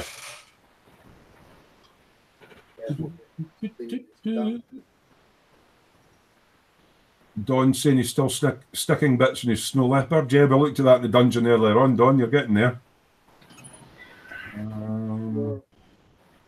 Scale model vamp got a 1/12 bike kit as well this week. Do tell. Oh wow! That's the trailer. Oh, that's nice. It's completely built. Just need to put the Oh. on, and it needs to get the brown and black NATO colors. What tank's on that? That's a beast. It's PZH 2000. Self-propelled Oh, wow. motor, is it? Yeah. Yep. Oh, that's smart. Told you, mate. I like That's that. lovely work, mate. Mm. Get yourselves over to Mr. Loft's model making and give young Vincent a sub. Yeah. He So does you've some lovely work. Few parts of the build on that on your channel, haven't you? Of the tractor and trailer. Yeah, and what I'm planning on doing is basically get it. I just need to get this really big part primed and painted at some point. Mm. Mistake I made with this, and what really got me down on building it is I used MIG paints Ah, right. I'm with you. on a really big thing, and I have learned that using MIG paints on a really big thing is a frustrating and slow process. Because you're into your real colours now, aren't you? Yeah. If I should have used because I know Tamiya do pretty decent NATO color sets. Mm-hmm. Like they have the correct green, brown, and black. So I would have probably used that, but I kind of have to soldier on because I already did the entire trailer, and I don't want to risk it using another manufacturer and then looking at slightly off. Right, because it's got a different colour underneath. Yeah. But the moment I'm done finishing the green base layer, I'm switching over to new paints. Yeah. Because I can't be bothered with painting big. Yeah, I started off with MIG stuff, and I'm not dissing MIG, but I prefer different paints now. So once they're used up, they're gone. It's like anything, different paints for different things, isn't it? It's what we're trying to do, isn't it? I'll tell you, the paint I do like that I didn't think I would like is the Revell Aqua colours. I must admit, some of them are absolutely gorgeous. They take quite a bit of thinning those though, Colin, because they're a bit thicker than your standard. Oh, yes. But they brush paint really well. So they're more a proper acrylic than the alcohol-based sort of Tamiya. Yeah. Yeah, I mean, I've used them a little bit. It's one of those. I got them in primary colours because I tend to mix my own colours a lot of the time anyway. I've seen you using your white in one video, and it was quite handy because he says the way the cap pops open and all that. And for me, I am king of spilling things and losing paintbrushes, and as we all know, and flippage. Yeah, anything that stops me from firing stuff out of my window or into the unknown areas of my man cave is a godsend. I am that bloke who has to put string around a spanner so that if I twitch, I don't lose the spanner. So that's actually a clever idea. Yeah. What's Nigel saying? I'm going nowhere. Yeah. Basically saying he's building that kit as well. He started 12 years ago, basically around when the kit came out first time, and he's not continued with it either. Yes, a mojo destroyer, as he calls it. Yeah, I've got a photo etch for it from Edward. And the main reason why, because it really is, you can plonk the cab separately on the frame of the truck. That's beautiful. Just showing you, it cab plonks on here. Yeah. The reason I haven't built that, because that's mostly painted, is it's got photo etch seat belts. Right. But it's proper like in a car, with the inertia system. With the webbing and all that, yeah. Yeah. So what you get is, because you get the top part of the cab and the floor, you build everything up on the floor, including those belts, which are then standing up, holding a little roller thingy and whatnot. And then you glue that into the housing. Right. It's that part I'm worried about, because you've got that brittle PE standing up there, and you need to get it just right, and then glue it just right. So, yeah, a tricky one. Yeah, it is. Right, got some catch up in the chat just for a wee second. Couple of quick funny ones. Vamp was saying we should tell Trump China already built a wall a long time ago. And talking about China, Nigel's saying, remember Trump made a big fuss about bringing the Ford factory back from Mexico? Well, they built it in China. Anyway, Spidey's saying to Vince, I liked your Panzer IV with Commander figure in your recent update, Vince. So that's some positive feedback on your update. What has Vamp got? The Yamaha YZF R1 2016. Aye, it's a nice kit. It goes together well, that.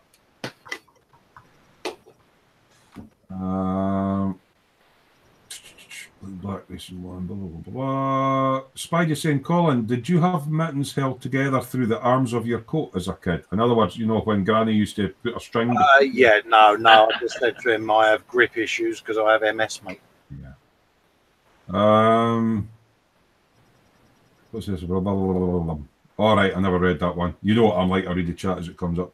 MIG ammo paints are bloody awful in my opinion. AK Real Colour and Tamiya all the way. I'm actually getting really good results with Mr. Hobby Aqueous as well. I like those. Yeah, because those are basically more or less similar formula. All the RAL numbers and stuff that John knows about. Yeah, because AK Real Colours is quite close to Mr. Hobby Aqueous, and to me it's slightly different because you can actually smell that. But they work in the same fashion and they're lovely to work with. And the tinners are interchangeable. So you can use the Tamiya X, 20A. Or you could use the Mr. Hobby 110 little glass. Yeah. Both work with both paints, so yeah, that easy. Right, no bother. That's cool. Right, I think it's coming up for 5 to 11. I think we've had a bloody good shot at it tonight. You know? Yeah. Like to thank everybody for coming in to the chat, and it's got a bit busier as we've got later into the evening, about everybody being in different time zones and stuff. You guys in the chat are the ones that help make the show go easier when you start chatting to us and all that. So the next show will be in a fortnight's time from now, and it'll be on Smoo's Workshop, seeing as I've got my computer fixed, and we will update you from there when the next one is. As I said earlier, yeah, if you fancy having a bit of a laugh, I'll put a post up in the dungeon. Scratch building something like a TARDIS or something Doctor Who. Build your own time machine, and we're going to be looking at possibly doing a Star Trek themed group build. So that might, if you're interested in that, we'll put some posts up for feelers to see if anybody's interested in joining in. I'm just going to catch up. Yeah, the good thing about that, Terry, is I think there's probably a kit available for everyone's budget when you just say Star Trek build. When you say Star Trek, yeah, I mean, they're all different scales in that. So it might be a good group build rather than saying you must build a starter kit Beetle. Just saying like a generic, as long as it's Star Trek, doesn't matter what you're building, and it'll be a winter group build. So maybe into January, sort of September to January or something like that. We are boldly going where no one has gone before. Yeah. So yeah, so we'll try and do some artwork up for a post for a group build on. In other words, I'm going to ask Colin to help me out. The Star Wars thing. Is that as subtle a hint as I haven't got my Star Trek Voyager yet? Yeah, subtle as a brick, mate. But you know, I got mine either. But yeah, I would really love it if some of you guys joined in with the Build the TARDIS thing. It can be made out of balsa wood, cardboard, paper if you want, plastic card. If you can light it up, even better, and post them up in the dungeon. Hey, 3D print it for those who have one. What's that? 3D print it for those who have 3D print it, yeah. So, yeah, build your own time machine. Brilliant. So, until the next time, thanks everybody for coming in and joining us. Enjoyed doing the dungeon tonight. Hopefully that's us all caught up. And until the next time, it's a very good night from me. Good night from me. Good night from me. See you later, guys. See you later. Who's got the button? Got the button. Who's the That button? would be me. popcorn.